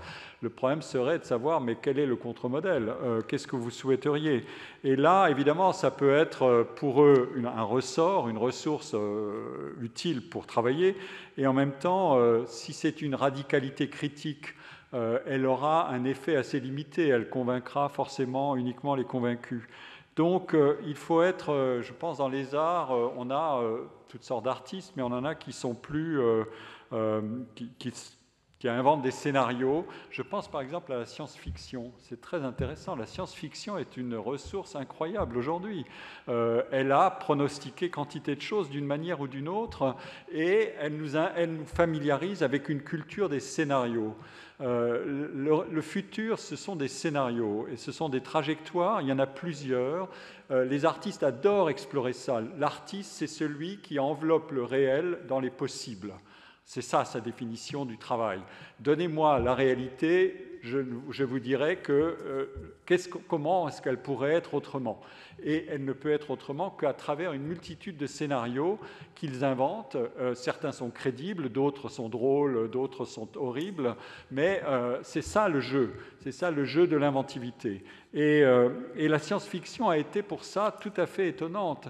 Elle ne suffira pas à convaincre tout le monde, les scénarios. Regardez ce qui se passe aujourd'hui aux États-Unis. George Clooney, les artistes se sont mobilisés derrière Kamala Harris, et puis patatras, ça n'a pas marché. Bon, c'est des histoires de pourcentage. Il suffit que 3 ou 4% des votes se déplacent, mais enfin. Donc, les artistes n'ont pas toutes les clés en main, mais ils peuvent augmenter notre degré de conscience des problèmes avec toute la subtilité nécessaire et le génie des contrefactuels. Qu'est-ce qui se passerait si on faisait autrement ? Voilà. Elle est intéressante, je rebondis et j'extrapole un peu la question, mais elle est intéressante cette question de savoir de qui s'inspirer. Vous parlez à l'instant de la science-fiction. On a beaucoup parlé de la question de la confiance, mais Brune Poirson, est-ce qu'il n'y aurait pas aussi la question du courage, finalement, sur des modèles économiques totalement nouveaux, des chemins, des sentiers nouveaux? On ne sait pas forcément ce qui va se passer. Alors, certes, l'économie aime beaucoup la modélisation, etc., mais ce n'est pas toujours extrêmement fiable. Comment on fait pour s'inspirer? Comment on fait pour savoir, finalement, quelle va être la voie à suivre? Est-ce que c'est essentiellement une question politique et de courage politique, ou est-ce qu'il s'agit au contraire de prévoir le mieux possible, et est-ce que c'est possible face à la transition écologique? Effectivement, la question du courage est absolument majeure dans la transition, hein, et puis ça rejoint ce que disait Meka, qui est évidemment une question de foi. Maintenant, je pense qu'il faut faire attention parce que la dimension courage est très importante, mais au bout d'un moment, il faut faire attention à ne pas tomber dans la moralisation. Et justement, moi, pendant longtemps, j'ai cru que l'éducation était quelque chose qui était fondamental. Mais je crois que plus que l'éducation, parce que l'éducation, c'est dire aussi, ou en tout cas, certes, c'est donner les clés à l'autre pour savoir comment penser, ou pas comment penser, pardon, pour lui donner la possibilité de penser par lui-même et développer ces clés-là. Mais malgré tout, on n'éduque pas toujours très bien et pas toujours en ce sens-là. Et très rapidement, on peut tomber dans une forme de moralisation, c'est bien, c'est mal, de jugement. Et je pense que c'est extrêmement dangereux et c'est vraiment ce qui aujourd'hui amène à des extrêmes comme ça. Donc c'est pour ça que cette question du courage, mais néanmoins, elle est essentielle. Et quand même, force est de constater aujourd'hui qu'on manque globalement de courage. Après, attention, je ne dis pas ça, c'est trop facile d'être cynique, c'est trop facile d'être négatif. Mais malgré tout, avoir aujourd'hui le courage, c'est aussi se forcer et avoir, en tout cas, poser sur la table les conditions et mettre en place les conditions d'un dialogue. Je le vois très bien dans les entreprises privées. Très souvent, on dit « mais je ne peux pas faire ça, il y a les actionnaires, les marchés financiers attendent ça. » Oui, mais on peut aussi créer les conditions pour avoir un type de dialogue un peu différent avec ses actionnaires, pour mobiliser le conseil d'administration de l'entreprise, pour lui permettre de pousser l'entreprise elle-même. On peut créer ces conditions-là et aujourd'hui, et là encore, ça demande de se poser la question de la collaboration. Et ça, c'est très difficile. C'est beaucoup plus facile de rester chacun dans son précaré. Donc ça demande vraiment du courage, mais pas le courage de partir seul c'est vraiment le courage de créer les conditions de la collaboration. Et c'est d'autant plus difficile et ça demande d'autant plus de courage que quand vous collaborez en plus, vous n'en avez pas forcément les lauriers vous-même, vous les partagez quand bien même vous êtes à cette initiative-là. Mais je pense que ça peut fonctionner. En tout cas, c'est comme ça, à ma modeste échelle, que j'ai essayé de faire avec la loi anti-gaspillage pour une économie circulaire, qui a été votée à l'époque dans un Parlement qui a rassemblé le plus de voix, plus de partis différents. Et je pense que en tout cas, je pense que c'est possible. Je ne dis pas que les choses ont été faites parfaitement partout, mais il faut faire attention au courage parce que ça peut être une quête effrénée et on peut se brûler les ailes. Et potentiellement solitaire, et d'où la question de savoir comment inciter sans imposer, qui était une de nos questions de départ. À Sinapi, je crois que vous vouliez réagir à cette question. Moi, je suis complètement d'accord avec ce que vient de dire Brune. Il faut de la confiance, mais je ne vais pas redire ce qu'elle a dit. Pour moi, au-delà de tout ça, il faut de la confiance. Donc il faut du courage, mais il faut d'abord de la confiance. Et on revient sur les partenariats publics-privés. Si on prend l'exemple, par exemple, de l'industrie automobile, le passage à l'électrique, quand les premiers pionniers se sont lancés, il fallait beaucoup de courage. Et il fallait aussi avoir confiance dans le fait que les infrastructures de rechargement allaient être là, les subventions allaient être là parce que le prix était très élevé, etc., etc. Les constructeurs automobiles n'allaient pas fabriquer eux-mêmes les batteries, donc il a fallu aussi installer des grandes usines. C'était encore d'autres acteurs qui devaient compter sur l'achat des batteries par les constructeurs, etc. Tout le monde ici se lance dans des nouvelles technologies avec des nouveaux acteurs, des nouveaux partenariats, et on a besoin de se faire confiance les uns les autres. On a vu, et j'espère que c'est temporaire, dans l'industrie automobile, l'arrêt de subventions à certains endroits peut provoquer l'arrêt d'achat de batteries qui était prévu, peut provoquer des problèmes assez graves de liquidité chez certains acteurs. On le voit aussi sur l'hydrogène, les énormes électrolyseurs ne sont pas des choses compliquées, mais il faut des milliards d'euros d'investissement. Et si derrière, on ne voit pas tout de suite l'achat d'hydrogène vert, la fabrication d'acier avec de l'hydrogène vert, etc. Pourquoi ? Parce que ça coûte 4 à 5 fois plus cher et qu'on n'a pas derrière un partenaire qui a les moyens ou le souhait d'éponger une partie du surcoût. Eh bien, ça se grippe. Donc, on le constate, malheureusement, en ce moment, des gens qui se sont lancés, qui ont eu ce courage, qui ont compté les uns sur les autres, et pour différentes raisons qu'on comprend très bien, dans un environnement complexe, ça ne marche pas toujours. Donc, pour moi, il y a tous ces ingrédients, et c'est bien compliqué. Merci beaucoup. Est-ce qu'il y a une nouvelle question de votre côté ? Alors, bonjour à tous, et merci d'avoir accepté de répondre à cet exercice. Moi, j'avais une question donc, pour Madame Poirson et aussi pour Madame Pi. Alors, vous l'avez rappelé, vous avez constaté d'un avant-après, pas d'un point de vue... en fonction des points de vue, ça peut différer. On parle souvent de contraintes, très peu d'opportunités. Et c'est aussi une question que j'aimerais adresser. Selon vous, comment orchestrer, comment avoir une vision globale, avoir un narratif aussi qui soit désirable, global en termes de transition écologique, en ayant aussi en tête qu'il faut que la société civile, que chacun des citoyens et chaque partie prenante se l'approprie à son échelle et soit ancré aussi dans les territoires. Merci. Qui veut commencer ? Sinapi ? c'est une question très difficile. J'ai dit rapidement tout à l'heure que chez nous, on a essayé de provoquer ce débat et d'inviter des gens qui sont inspirants sur les nouveaux récits. Comment rendre cette situation désirable? Parce qu'aujourd'hui, dans mon cas par exemple, j'ai commencé par édicter des règles qui empêchent il fallait réduire de 80% les financements, par exemple, la production pétrolière, ne plus travailler avec les indépendants pétroliers, arrêter de... Bon, au bout d'un moment, ça ne marche pas, évidemment. Il faut d'abord faire des choses positives, en être fier. Donc, il y a un certain nombre de sujets que nous finançons et dont on peut être fier à impact positif dans les territoires, par exemple. Mais au-delà de ça, pour raconter ce que pourrait être cet avenir décarboné, on a besoin d'entrer dans un imaginaire, et j'avoue qu'aujourd'hui, c'est difficile. Donc il y a des efforts intéressants, par exemple le podcast de l'ADEME qui met en scène des personnages en 2050, ça je trouve ça remarquable. Et il y a d'autres sources comme ça d'inspiration, d'autres podcasts qui font venir des gens qui racontent en fait ce que serait l'agriculteur décarboné, qui montrent les impacts positifs. Donc on a besoin un peu de preuves. Vous avez peut-être tous vu le film Demain à l'époque, ça date un peu maintenant, mais finalement c'est de ce genre d'efforts qu'on aurait besoin. Pas facile dans la vie de tous les jours. Mais, et je rejoins tous mes collaborateurs ici, il faut la foi dans cette transition. Il faut y croire et donner des exemples. Brune Poirson, est-ce que vous voulez prendre le relais ? C'est la question la plus difficile à poser. En tout cas, force est de constater que là-dessus, la politique ne remplit pas son rôle, parce que c'est quand même décrire le monde de demain, donner envie et embarquer. Là, j'en prends toute ma part de responsabilité à l'époque. C'est clairement un échec, mais aussi, je pense que là encore, il y a le récit, et c'est très important, mais c'est aussi la méthode. Comment, en fait, tout ça se fait ?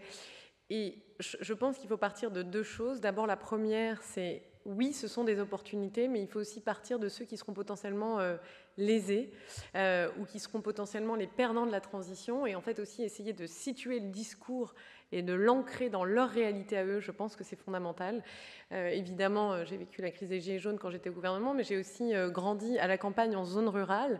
Et moi, tout le discours sur la transition écologique à l'époque, tout le récit qu'on essayait de porter, je le trouvais en grande contradiction avec ce que j'avais pu vivre moi en grandissant et ce que je vivais chaque jour. Enfin, je suis désolée, mais je ne vois pas comment je peux aller faire mes courses dans le Vaucluse où j'habite en vélo électrique, voire en voiture électrique. Enfin, j'ai une voiture électrique depuis très récemment parce qu'il y a une borne, mais sinon c'était pas possible avant, pas faisable. Et du coup, ça crée évidemment de la colère, puisque ça... Enfin, je pense qu'on a tous beaucoup réfléchi à la question des Gilets jaunes. Je ne vais pas en reparler ici longuement, mais je pense qu'il faut vraiment, vraiment repartir de cette question de la justice. Parce que finalement, la question de la justice, c'est la question du contrat. Et la question du contrat, c'est la question de vivre ensemble. Et donc, quel contrat voulons-nous pour la société dans laquelle on vit ? Je pense, en tout cas en Occident au moins, que c'est cette notion de justice qui est clé. Et on a de la chance, c'est qu'on a cet accord de Paris-là, qui est quelque part un cadre mondial, global, qui est le contrat social du XXIe siècle. Et il faut qu'on arrive à le décliner, évidemment, en partant justement des perdants et des lésés. Et la deuxième chose aussi, c'est que je crois que ces récits-là, on a une vision extrêmement centralisée du récit. Il doit y avoir un grand récit qui cadre et qui emmène tout le monde. Mais la transition écologique, et on le voit sur les questions de biodiversité, quand on parle du climat, c'est un enjeu qui est mondial. Les émissions de CO2 chinoises, c'est des émissions de CO2 françaises et vice-versa, qu'on le veuille ou non, c'est une seule planète. Vous me direz la biodiversité aussi, mais beaucoup moins. C'est extrêmement local, les questions de biodiversité. L'eau en Nouvelle-Aquitaine, c'est pas la même réalité, évidemment, qu'en Chine ou qu'ailleurs.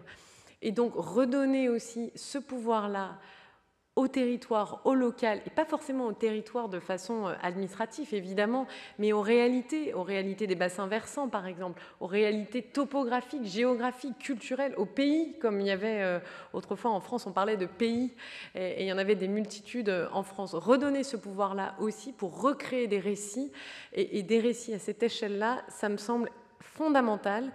Et c'est pour ça, je crois qu'il y avait une question sur la planification écologique, c'est un peu l'éléphant dans la pièce autour de nous. La planification écologique, c'est central. Bon, encore faut-il qu'elle soit financée. Aujourd'hui, elle ne l'est pas, mais je crois que c'est un autre débat.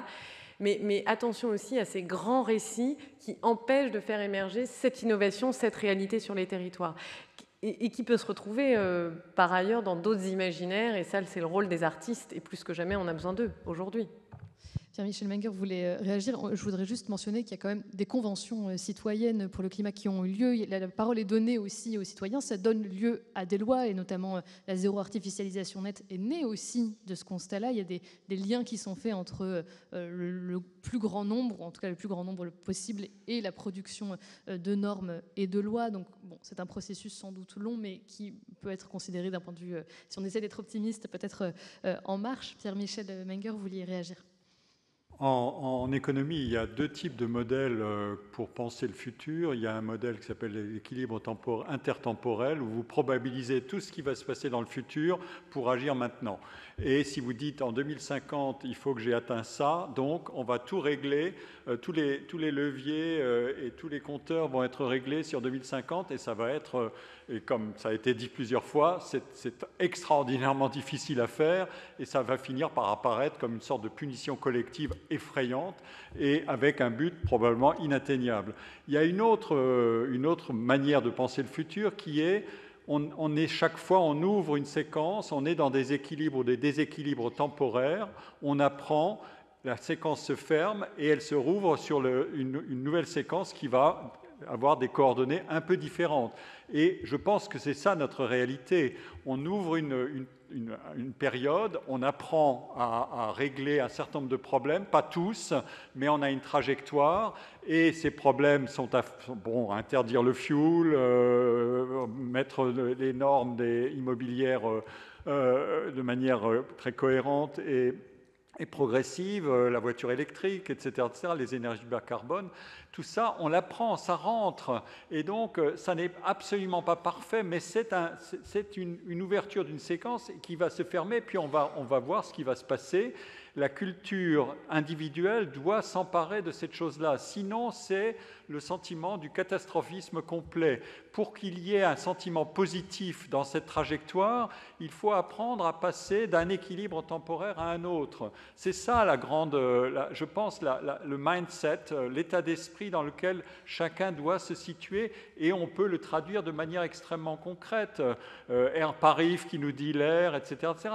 Il y a toutes sortes d'indicateurs pour montrer quels sont les gains réels aussi dans des équilibres qui ne résolvent pas tout d'un coup. Mais voilà, je pense que c'est une des manières de transformer ces situations-là en une forme de culture personnelle pour s'en emparer. Amine Benayad. Merci. Je pense qu'il y avait aussi dans la question une dimension de globalisation, comment faire en sorte que... Et ça, c'est une autre dimension qui est aussi très très compliquée à appréhender, parce que quand on amène le sujet de la transition écologique, quand on en parle en Europe, sans même parler de la différence entre la Pologne et la Norvège, la Pologne et la France, quand on emmène ce sujet en Afrique, au Moyen-Orient, en Amérique latine, ce sont des histoires très très très différentes. Moi, de façon très naïve, au début, quand j'ai commencé à m'occuper de notre activité climat et développement durable auprès des institutions financières au niveau mondial, on avait travaillé avec quelques banques en Europe, et je suis allé parler à des banques ailleurs. Et donc, quand je me suis pointé auprès de quelques banques en Afrique en disant « Alors, net zéro, quelles sont vos émissions aujourd'hui ?» etc. On m'a vite rappelé à l'ordre en me disant « Bon, nous, on émet moins de 3% des émissions mondiales. Il y a 600 millions d'Africains qui n'ont pas accès à l'électricité. Donc l'électricité, nous, si elle est au charbon, on prend. Si toute chose étant égale par ailleurs, elle est verte, on préfère à la verte. Mais il y a une hiérarchie dans les problèmes à résoudre. Pareil, au Moyen-Orient, il y a d'autres thématiques. C'est l'eau.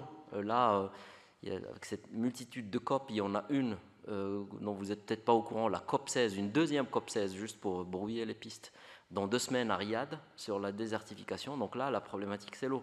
En Amérique latine, c'est très, très dans le social.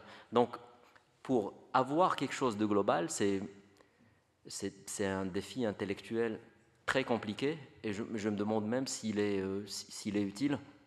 Et le dernier point sur lequel je voudrais insister, j'aimerais bien avoir l'avis de mes camarades. Il y a quand même un biais de ce qu'on appelle les pays du Nord vis-à-vis des pays du Sud, même les accords de 2015.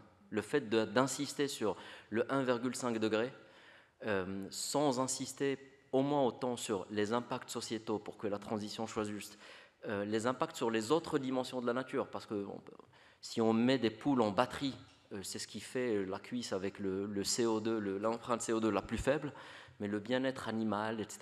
Tout ça. Donc il y a des leviers qui aident beaucoup sur la dimension climatique, mais qui sont très négatifs quand il s'agit d'autres dimensions, souveraineté énergétique, bien-être animal, l'eau, la biodiversité. Donc voir le problème dans son ensemble complexifie la chose, mais malheureusement est des fois indispensable si on ne veut pas rater des impacts.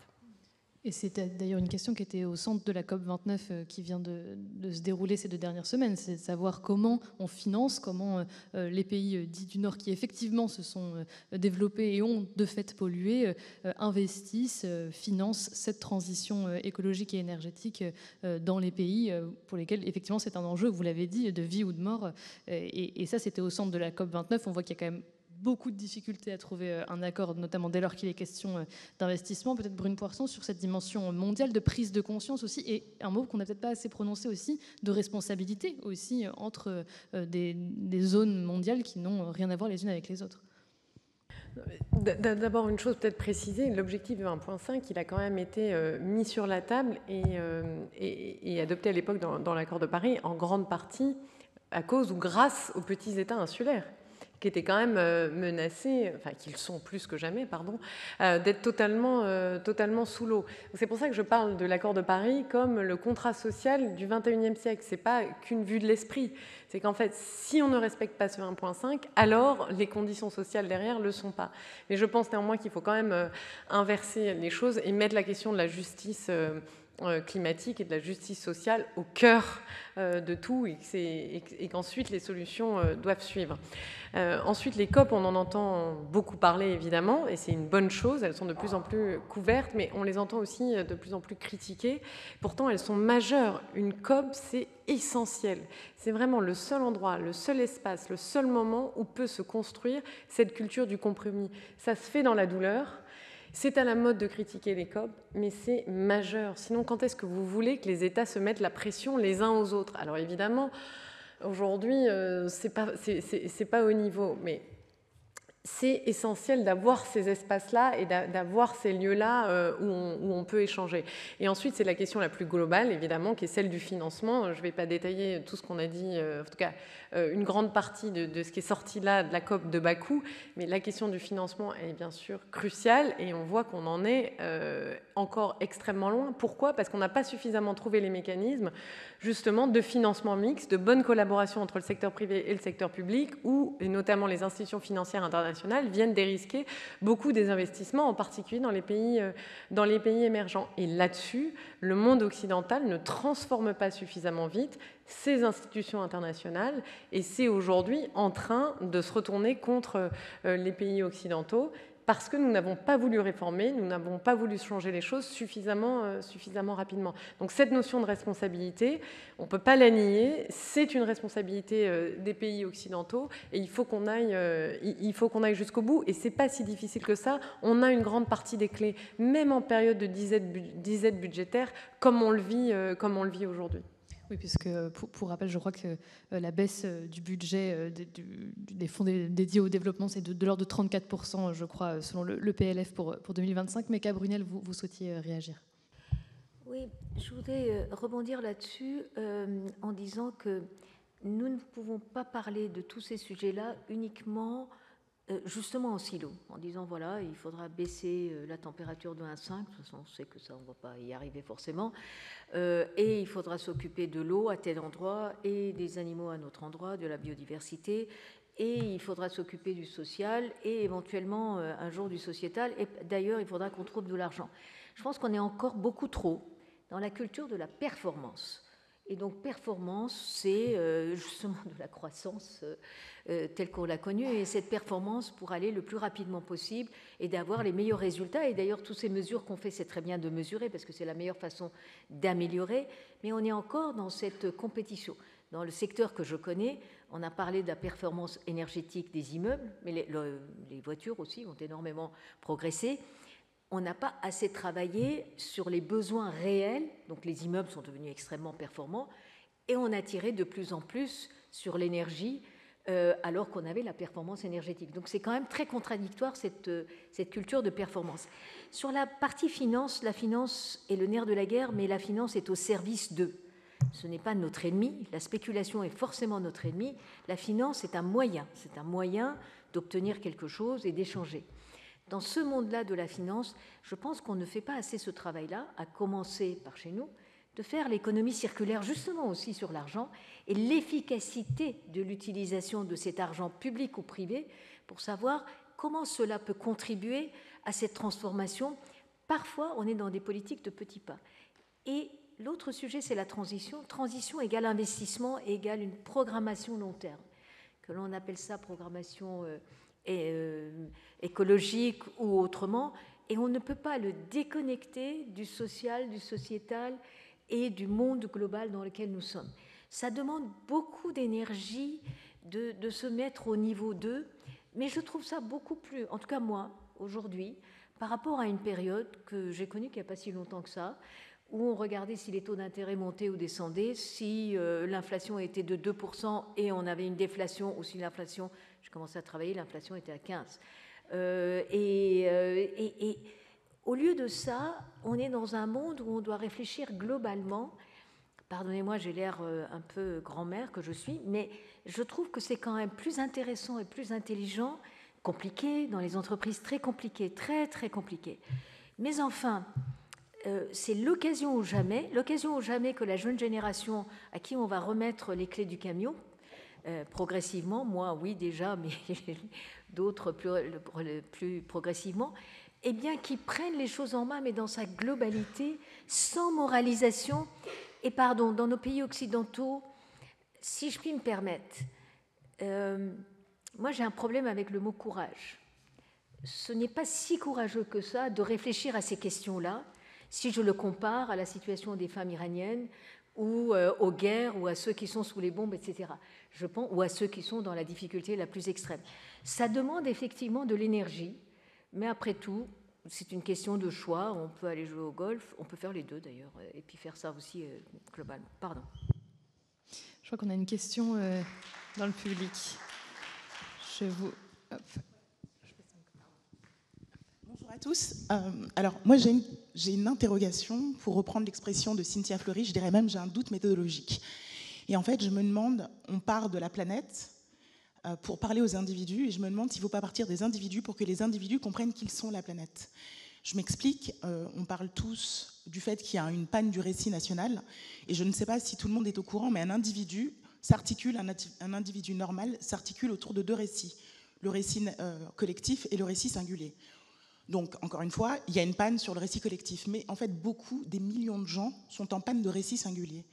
Et donc, j'ai été à une conférence il n'y a pas longtemps chez Nelly Rodi, et il disait qu'après les élections européennes, ils ont eu un certain nombre de clients qui les ont sollicités en leur demandant qu'est-ce qui se passe dans la société française, on ne comprend pas. Et en fait, un des enseignements de l'étude, c'était que la société française est totalement fracturée, au moins, pour reprendre l'expression d'Emmanuel Macron, en 3 grands pôles, l'extrême droite, l'extrême gauche, l'extrême centre. C'est vraiment vrai. Et ce sont 3 blocs avec 3 niveaux d'aspiration tellement antagonistes que, en fait, porter une politique globale sans tenir compte de ce point-là, ça ne peut pas marcher. Et donc, mon questionnement, c'est de me dire, mais au fond, est-ce que, puisque les individus bifurquent vers des aspirations, au lieu de s'accrocher à des récits qui sont en panne, qui n'existent plus et qui les dépriment plus qu'autre chose, je me demande s'il ne faut pas donc travailler un espèce de consensus commun à travers ce chaos, en fait. Et ensuite rebâtir quelque chose qui pourrait inspirer le collectif et reproduire du récit. Et donc, est-ce que pour faire ça, il ne faudrait pas avoir le courage de décélérer pour pouvoir accélérer? Parce qu'on voit bien qu'aujourd'hui, quand on parle d'écologie, autour de moi, il y a des gens qui ont une forme d'adhésion existentielle pour l'écologie. Mais en fait, on est en train de déconsentir parce que les propositions qui sont mises sur la table ne sont pas forcément concertées, même s'il y a des conventions citoyennes. Ce sont des échanges, des dialogues en silo. Et en fait, on se dit, mais en fait, toi, tu veux m'imposer ta vision du monde, mais j'en veux pas. Ah oui, alors toi, tu me juges sur ma manière de vivre, mais en fait, si jamais tu avais les moyens de vivre comme moi, tu vivrais comme moi. Et en fait, on est en train de continuer de fracturer la société au lieu de l'unir autour de quelque chose de commun, puisqu'au bout du compte, la planète, elle va survivre. Hein, c'est nous qui allons mourir.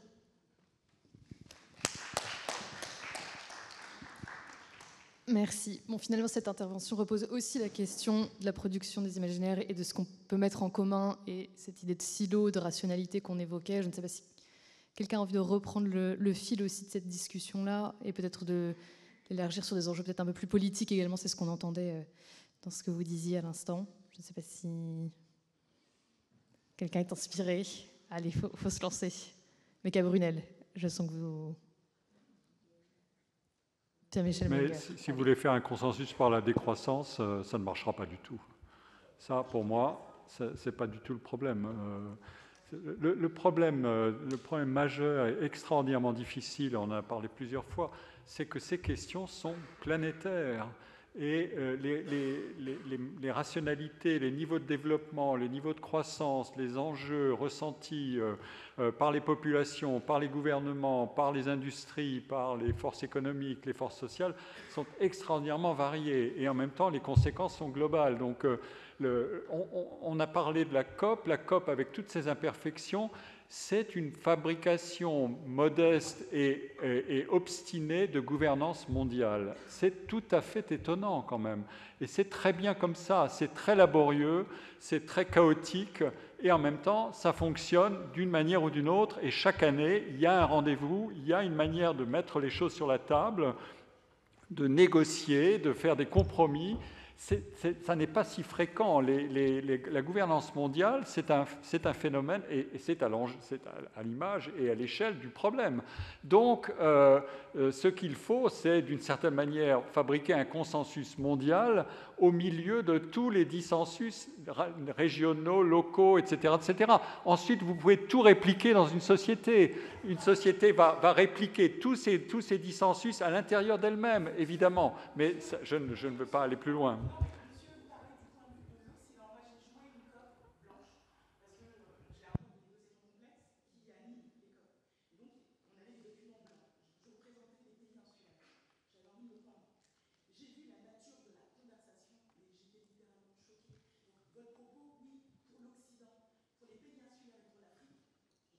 Il faut pourtant y arriver. La COP, c'est une gigantesque opération de redistribution. C'est ça le grand problème. Alors, ça ne marche pas. Si vous pensez que ça ne marche pas, quelle est l'autre solution? Il n'y en a pas.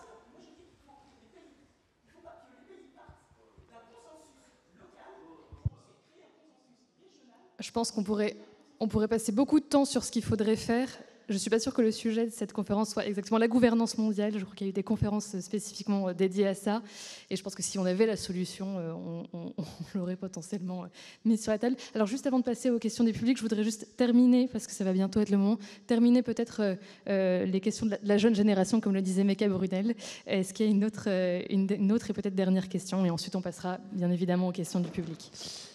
Oui, bonjour, je m'appelle Salomon, moi je suis cinéphile et je me demandais, à chaque fois que je me balade à la Défense avec des amis cinéphiles, on se demande pourquoi est-ce que ça ressemble un petit peu à la Défense de Blier, de Buffet Froid. Est-ce que les gestionnaires de patrimoine immobilier sont aussi capables d'agir sur leur propre portefeuille, pour au-delà du décret tertiaire, je veux dire, pour essayer un peu de changer ça? Est-ce qu'il n'y a pas un réservoir de mètres carrés pour faire un peu la ville sans consommer du foncier naturel ou agricole? Mecca Brunel, oui, je sens que vous étiez... Très bonne remarque, oui, Buffet Froid, un très bon film. Écoutez, la Défense, c'est le plus grand centre d'affaires européen. Déjà, moi, j'ai un problème avec le foncier. Moi, je préférais parler du sol, parce que là, ça va nous ancrer sur, y compris le sol, qui est la nature nourricier et qui nous permet de nous nourrir. Et donc, je préférais qu'on soit dans ce sujet-là. C'est pareil, si vous parlez du décret tertiaire, ça a fait énormément les gens, ils ont fait ce qu'il fallait dans les immeubles, plus, moins, tout ce que vous voulez. Ça ne crée pas une vision, un idéal, quelque chose dans lequel on a envie de s'engager pour l'avenir. Le problème de la Défense aujourd'hui n'est pas simplement l'application du décret tertiaire. Le problème de la Défense, c'est toute la transformation à la fois démographique, et pour le logement d'une manière générale, et d'une manière générale pour l'immobilier, c'est un vrai sujet, toute la transition démographique, en même temps que la technologie et la digitalisation a mis fin, et met fin de façon plus rapide depuis le Covid, à la tertiarisation de l'économie qui, en particulier, a permis aux femmes d'avoir accès au travail à grand coût d'émissions de gaz à effet de serre et d'utilisation d'énergie fossile. Il faut quand même dire les choses, c'est moi qui vous dis ça, à la fois après-guerre et accéléré avec le commerce mondial à partir de 90. Maintenant, on ne peut pas se contenter de dire ça. Il faudra repenser tout ça globalement et on ne peut pas repenser immeuble par immeuble, décret par décret, loi par loi. Si vous allez à la Défense, si vous voulez faire de la mixité d'usage, parce qu'on dit qu'il faut ne pas artificialiser les sols, au-delà du consensus, du fait qu'on ait un consensus à cette transformation, mais donc la verticalité, c'est une façon de densifier. Donc on a déjà la densification, on peut transformer. Sauf que les règlements sont faits de telle manière que vous ne pouvez pas faire superposer des bureaux, du logement, un hôtel, des commerces, etc., sans avoir des règles et des réglementations qui vont avec les destinations, alors là, pardon, je deviens trop technique, mais et pas avec l'immeuble. On s'occupe de l'usage. Donc c'est une question insoluble, plus le fait qu'il faut s'occuper, on ne peut pas s'occuper que de l'immeuble, il faut s'occuper de l'infrastructure, des accès, quels qu'ils soient, avec le fait qu'en plus on est sur dalle, de la capacité de l'animation, de la capacité de l'énergie, etc. On ne peut plus penser les villes, ni les quartiers de ville, en parlant de décrets qu'on appliquerait immeuble par immeuble, étage par étage, virgule après virgule. Et en matière de besoins de financement, les besoins sont importants, mais il faut d'abord penser quelle est la vision qu'on veut avoir, quel est l'endroit qu'on veut créer. Venez travailler avec nous à la Fondation Palladios, on serait ravis de vous avoir dans nos réflexions et dans nos équipes de travail.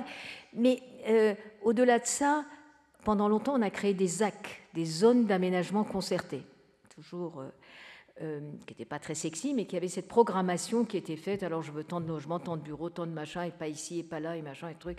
Et puis un parc ici, mais ne plantez pas d'arbres ici, parce que quand même, une grande partie aussi... et nous, en tant que, comment dirais-je, industrie, comme le disait Brune, nous avons bien contribué à complexifier les choses.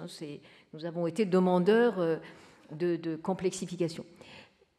Aujourd'hui, il faut créer, si j'ose dire, le RESAC, si je ne veux pas dire RESAC, c'est-à-dire venir repenser des zones qui existent déjà, au lieu d'en inventer d'autres, pour regarder comment on peut les adapter, et parfois ce n'est pas possible. Mais en tout cas, on ne peut pas se contenter de dire il y a des millions de mètres carrés de bureaux qui sont vides, et il y a des gens qui dorment dans la rue, et il faut du logement social, un peu social, très social, des logements pour personnes âgées, pour les étudiants, pour ceci, pour cela. Non, il faut réfléchir à tout ça globalement, et ça nécessite justement que ça soit collectif. C'est difficile, que ce soit Assina, que ce soit Prune, vous avez raison, c'est très difficile. Mais pourquoi ne pas le tenter? Et quand on le tente, c'est quand même extraordinaire la créativité et la capacité de mobilisation qui existent ici dans notre pays, mais ailleurs aussi. Je rebondis sur ce que vous disiez. Si vous demandez aux gens d'être partie prenante sur des sujets concrets et avec une perspective, avec une vision, avec une destination, eh bien, ils sont capables de se mobiliser et on est toujours très, très agréablement surpris par ce qui va sortir. Mais il faut être sur le 80-20.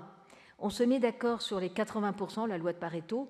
Les 20% restants, le 15e chiffre après la virgule, on peut discuter après, parce que c'est là-dessus qu'on se bagarre tout le temps, qu'on a des débats et des disputes. On va faire, et après, on le fait de façon itérative, on refait 80% des 20%. On ne sait jamais, on peut peut-être un jour y arriver. Merci beaucoup, Meka Brunel. Est-ce que quelqu'un d'autre veut réagir à ce sujet? Sinon, on va passer aux questions du public. Eh ben, on va passer aux questions du public dans ce cas. Et un micro va circuler parmi vous. Merci. Bonjour, Michel Alain Picos. Moi, j'accompagne une entreprise qui est actuellement dans l'industrie circulaire et qui a changé complètement le paradigme. C'est-à-dire qu'il fabrique un scooter électrique intégralement français. Et le dirigeant est parti d'un constat simple. Il était le patron d'Allo Resto. Alors, Allo Resto, évidemment, utilisait des scooters et les scooters asiatiques. Et au bout de 6 mois, en gros, les scooters, ils étaient morts parce qu'ils sont irréparables. Ils sont sertis, collés, emboutis. Donc il a dit, quand il a vendu Allo Resto, il a dit, faut que je trouve une solution, et il a créé un scooter. Sauf qu'il ne vend pas le scooter, il vend l'usage du scooter. Et ça change tout. Parce qu'au lieu d'amortir un scooter sur 3 à 5 ans, vous l'amortissez sur 20 ans. Et donc au niveau industriel et au niveau du coût, ça change complètement. Il arrive à sortir un scooter à moins de 50 € par mois sur 24 mois. Et donc ça coûte moins cher que le pass Navigo. Et donc c'est une révolution totale. Parce que 80% du scooter, c'est des choses qui sont réutilisables, c'est-à-dire la remanufacturation dans le scooter. C'est les bobinages électriques qui sont en cuivre, ce sont les aimants permanents et ce sont les batteries. Mais pas les batteries qui sont apportées directement, les batteries qui sont fabriquées en France. Et donc 80% du scooter est fabriqué en France. Et aujourd'hui, je ne comprends pas que l'industrie ne se saisisse pas de la remanufacturation. Et je voulais avoir votre avis sur le sujet. Et notamment Pierre-Michel Merger. Écoutez, c'est un témoignage tout à fait intéressant. C'est le fameux problème de la science des cas. Quand vous avez un problème, soit vous le prenez en toute généralité, vous dressez un immense portrait du problème, un grand écran, 70 mm en cinémascope, et vous ne savez pas comment le traiter. Soit vous allez regarder là où l'inventivité opère, et vous avez une myriade de petits cas qui sont intéressants, et dont vous vous demandez toujours, mais comment est-ce qu'on peut les généraliser ? C'est toujours la même question. Je peux vous en parler puisque c'est exactement un de mes sujets quand je traite de l'éducation. Il y a des masses d'initiatives locales pour faire mieux, etc., des configurations locales d'acteurs. Et il y a de l'inventivité, ça a été dit, il y a de l'inventivité dans la manière de résoudre les problèmes. Et le grand sujet, c'est évidemment la généralisation. Alors, normalement, l'économie des startups, s'il y a un marché pour ça, il faut pouvoir le développer. Il faut trouver des business angels qui vont dire « Ah ben ça nous intéresse », pour des raisons à la fois nobles et des raisons tout à fait intéressées. Il faut y aller. Le marché des capitaux, comment est-ce qu'il est constitué? C'est un des grands problèmes. Pourquoi est-ce que le venture capital est beaucoup plus développé aux États-Unis qu'en France? C'est quand même un grand sujet aussi. Il y a toutes sortes de raisons que je ne vais pas développer, mais ce que vous dites, c'est ça, c'est l'initiative et aussi le goût d'y aller, la culture du risque. Les inventeurs, les entrepreneurs sont des individus qui prennent des risques, mais il faut que ça suive, il faut qu'il y ait une écologie derrière, une écologie au sens de système social d'action et d'interaction. C'est ça qui est très important. Et ça, c'est une affaire qui peut-être, à travers des motifs aussi essentiels que ce que nous débattons ce soir, peut-être progresser davantage grâce à la grande trajectoire qu'on doit dessiner. Voilà mon commentaire. Sinapi, peut-être sur la création de cet écosystème, de cette économie d'accompagnement aussi derrière. Tout à fait, je vais vous répondre sur votre exemple, c'est très intéressant. Évidemment, on a probablement beaucoup d'entre nous pensé à Fairphone. Et moi, j'ai trouvé l'exemple de Fairphone hyper intéressant. Vous avez à l'intérieur de ce téléphone une batterie qui peut être changée. Si tout à coup l'appareil photo de l'iPhone est meilleur, eh bien vous allez pouvoir le changer aussi. Enfin bref, donc ça a l'air génial. C'est comme votre scooter. Qui a un Fairphone dans la salle ? Même pas moi. J'ai quand même un iPhone reconditionné. Mais c'est difficile de passer à l'acte et parfois on peut revenir au sujet des normes. Si tout à coup on dit, et on progresse là-dessus, qu'il va falloir un indice de réparabilité minimum, eh bien à un moment peut-être que ce scooter, ce Fairphone et tout ce qui va avec deviendra la norme. On ne pourra plus avoir quelque chose qui tombe en panne, que vous ouvrez, qui est tout collé, qu'on ne peut plus réparer.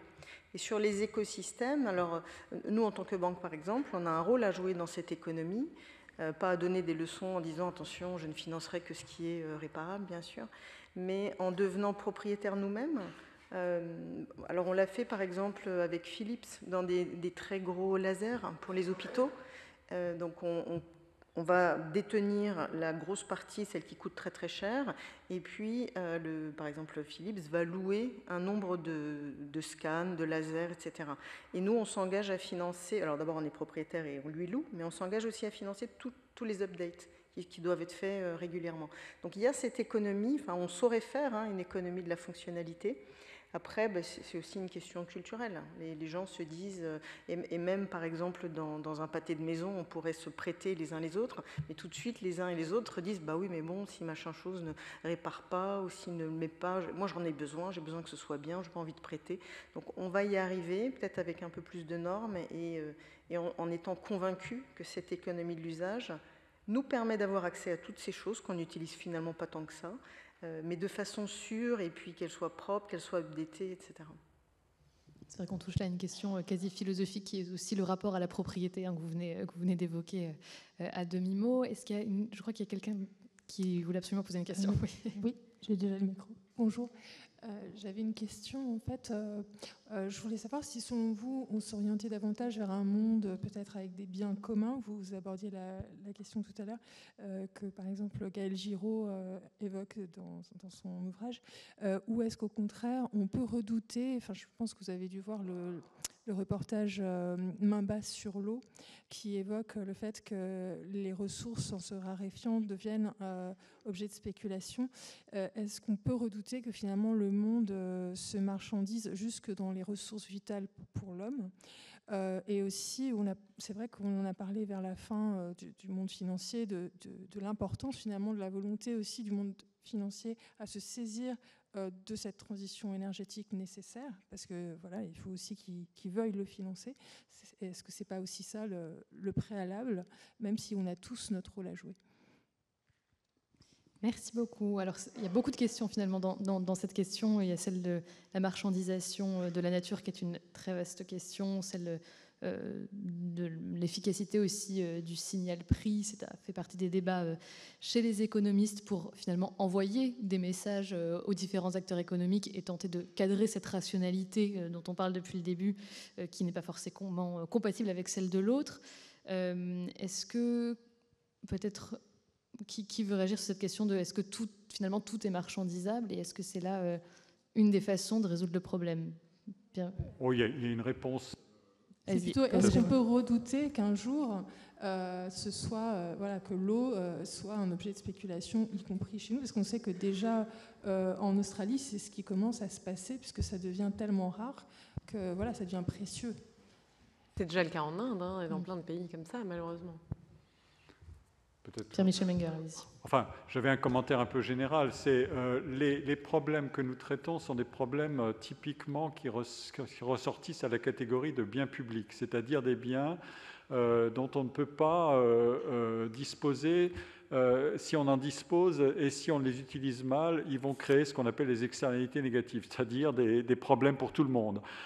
Et donc, il y a une dimension bien publique dans tous ces biens dont on pensait qu'ils étaient gratuits dans la théorie économique classique, l'air, l'eau, abondant et sans problème, l'air que je respire, je n'en prive pas quelqu'un d'autre. Eh bien si, du fait, à un moment donné ou à un autre, cet air se charge de quelque chose, de pollution, etc., etc.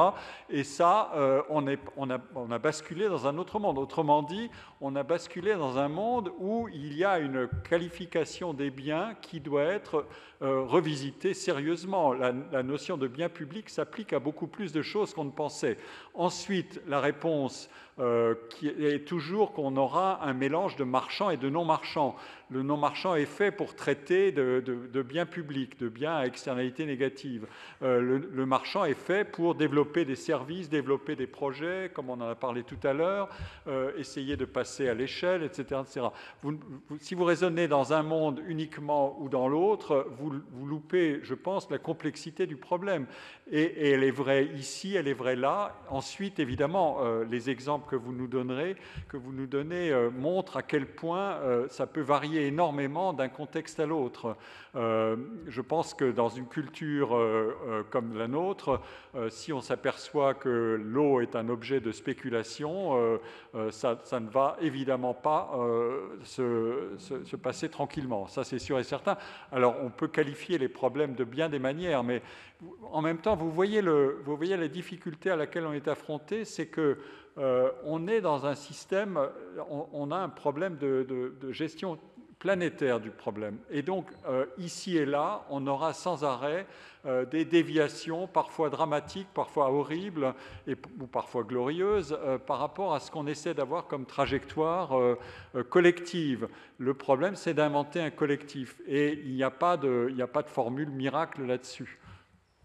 Amine Benayad, sur cette notion notamment d'externalité négative qu'on aborde là, oui, qui rejoint celle de la responsabilité qu'on a abordé un peu plus tôt. Je pense que les points que Pierre-Michel vient de faire sont vraiment très importants parce que justement, une grande partie du problème aujourd'hui, c'est que ces externalités négatives ne sont pas pricées, comme on dit dans le monde anglo-saxon, dans la valorisation des biens. Il y a des associations, des ONG qui s'amusent à faire des calculs pour dire si on tenait compte de toutes les externalités négatives, on regarde le CAC 40, tous les indices boursiers du monde, voici ce que vaudraient vraiment les entreprises. Et c'est voir ça et se dire si c'est vrai et si on l'appliquait du jour au lendemain, il y a un déplacement de richesse phénoménal. En fait, souvent on parle du prix des produits bas carbone ou des produits verts en se disant est-ce que le consommateur ou le client est prêt à payer le fameux green premium. L'éléphant dans la salle, ce n'est pas le prix du produit vert, c'est plutôt le prix du produit traditionnel qui, lui, ne tenant pas compte de ces externalités négatives, le prix est très bas. Et donc c'est ça qui nous met face. Est-ce que c'est économiquement viable ou le problème, c'est que la baseline, donc le point de référence qu'on a n'est pas le bon. On est en train de faire des projections et on se dit si on investissait dans la transition, si on investissait, est-ce que c'est rentable par rapport au point de référence? Le point de référence n'étant pas bon, donc ça biaise une grande partie des décisions économiques qu'on prend. Et donc ça va arriver, je pense. Et ça devrait arriver pour résoudre, mais pas dans le sens péjoratif du mot, c'est vraiment juste tenir compte de ce bien public qui n'est pas gratuit. Mais finalement, c'est intéressant ce que vous dites, Amine Benayad. Ce que vous dites finalement, c'est que on parle depuis tout à l'heure de savoir comment parler un langage commun, en fait, comment se mettre autour de la table et comment conjuguer des rationalités qui n'ont pas grand-chose à voir les unes avec les autres. Là, ce que vous êtes en train de nous dire, c'est que le langage même de l'économie, celui de la rentabilité, celui d'évaluer de façon économique, encore une fois, les dégâts provoqués, ce langage-là, il est même plus tellement pertinent aujourd'hui, en fait. Le langage est là aussi preneur de l'avis de mes camarades. Le langage, mais même la méthodologie, comme le disait Brune tout à l'heure, la notion de calcul de retour sur investissement, si encore une fois le point de référence n'est pas le bon, les calculs sont biaisés, et donc les décisions qui sont posées sur ces calculs-là, il faut se dire qu'aujourd'hui, on est les mécanismes d'incitation et les schémas de gouvernance dans cette partie du monde, avec des mandats tous les 4 ans, que ce soit dans le monde public ou dans le monde privé, que ce soit les dirigeants ou les boards, etc. On est quand même pas mal géré à moyen court terme par rapport au long terme. Voilà. Et le cerveau humain n'est pas très bon là-dedans. C'est pour ça que je fume, alors que le cancer, c'est que dans 25 ans. Et je fume tout de suite. Non, moi, je fume pas, mais...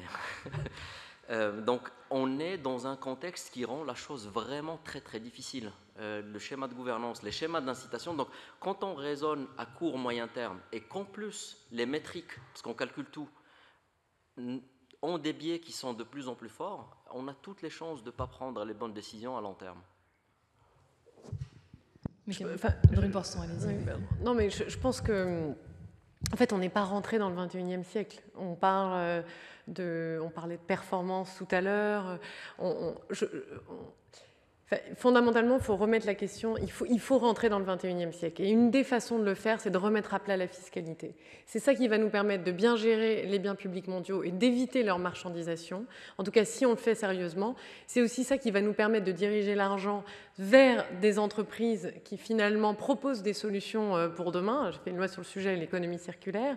C'est ce qui va nous permettre aussi, je dis ça sans naïveté, mais aussi d'aider ceux qui en ont le plus besoin, et ce que je disais tout à l'heure, de repartir de ceux qui sont les lésés de la transition écologique. On a eu une occasion de le faire, c'était la crise des Gilets jaunes. Ce qu'on nous a demandé, ce qu'ils nous demandaient en partie, c'était plus d'équité, plus de justice sociale. Aujourd'hui, on a un système fiscal qui repose sur des bases 19e, 20e siècle.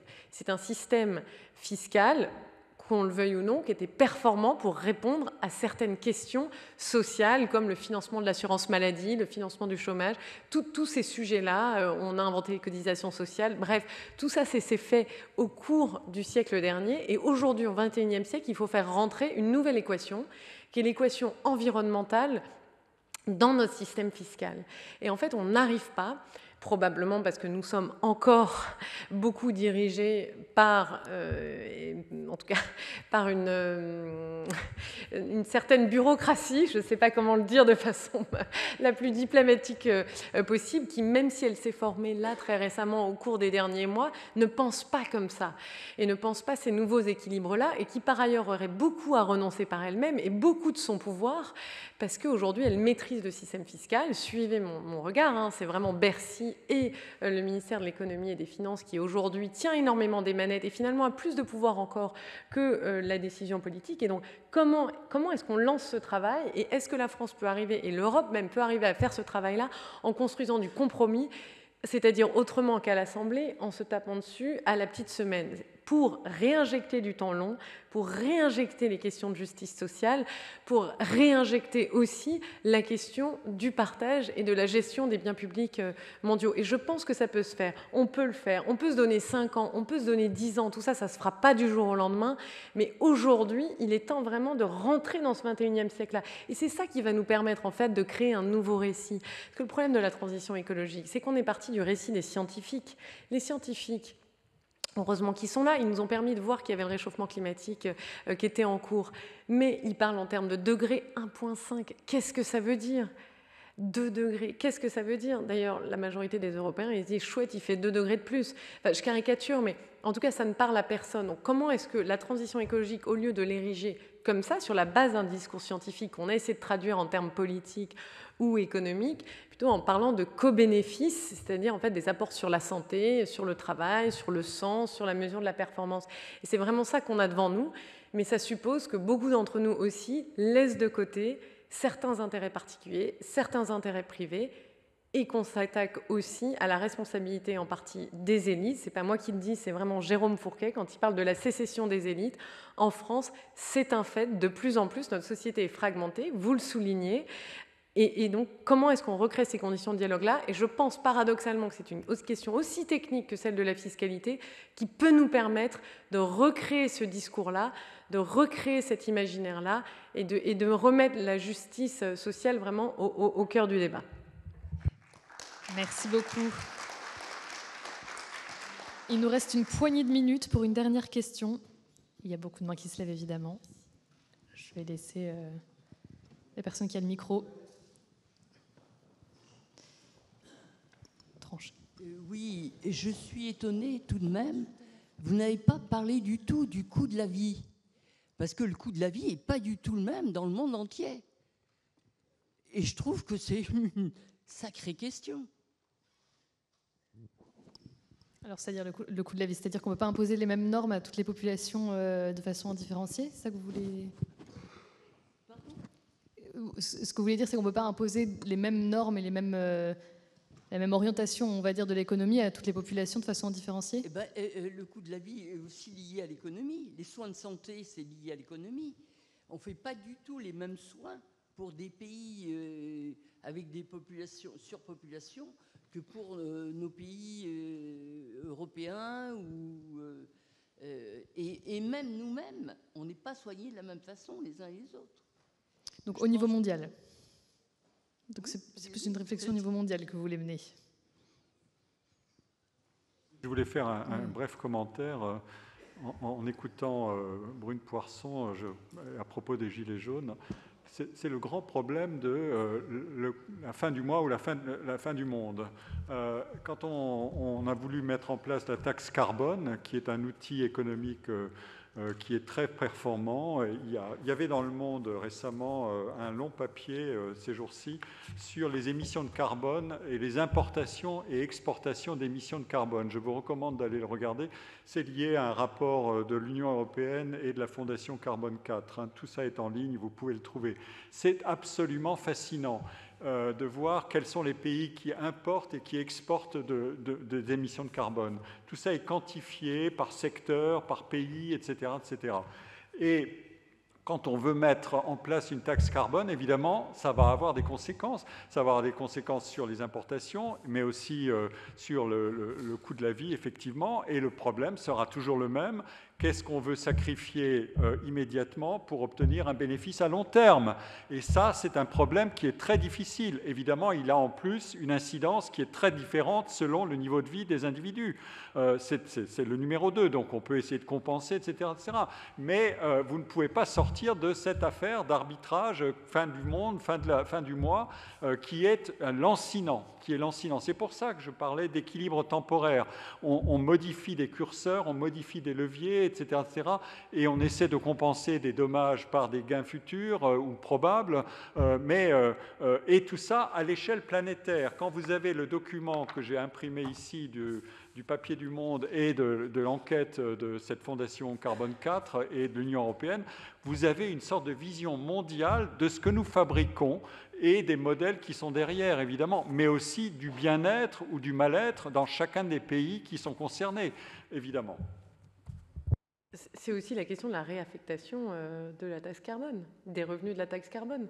Est-ce qu'ils sont réintégrés? Enfin, c'est des questions... Je ne dis pas que c'est simple, mais il y a aussi un certain nombre de questions.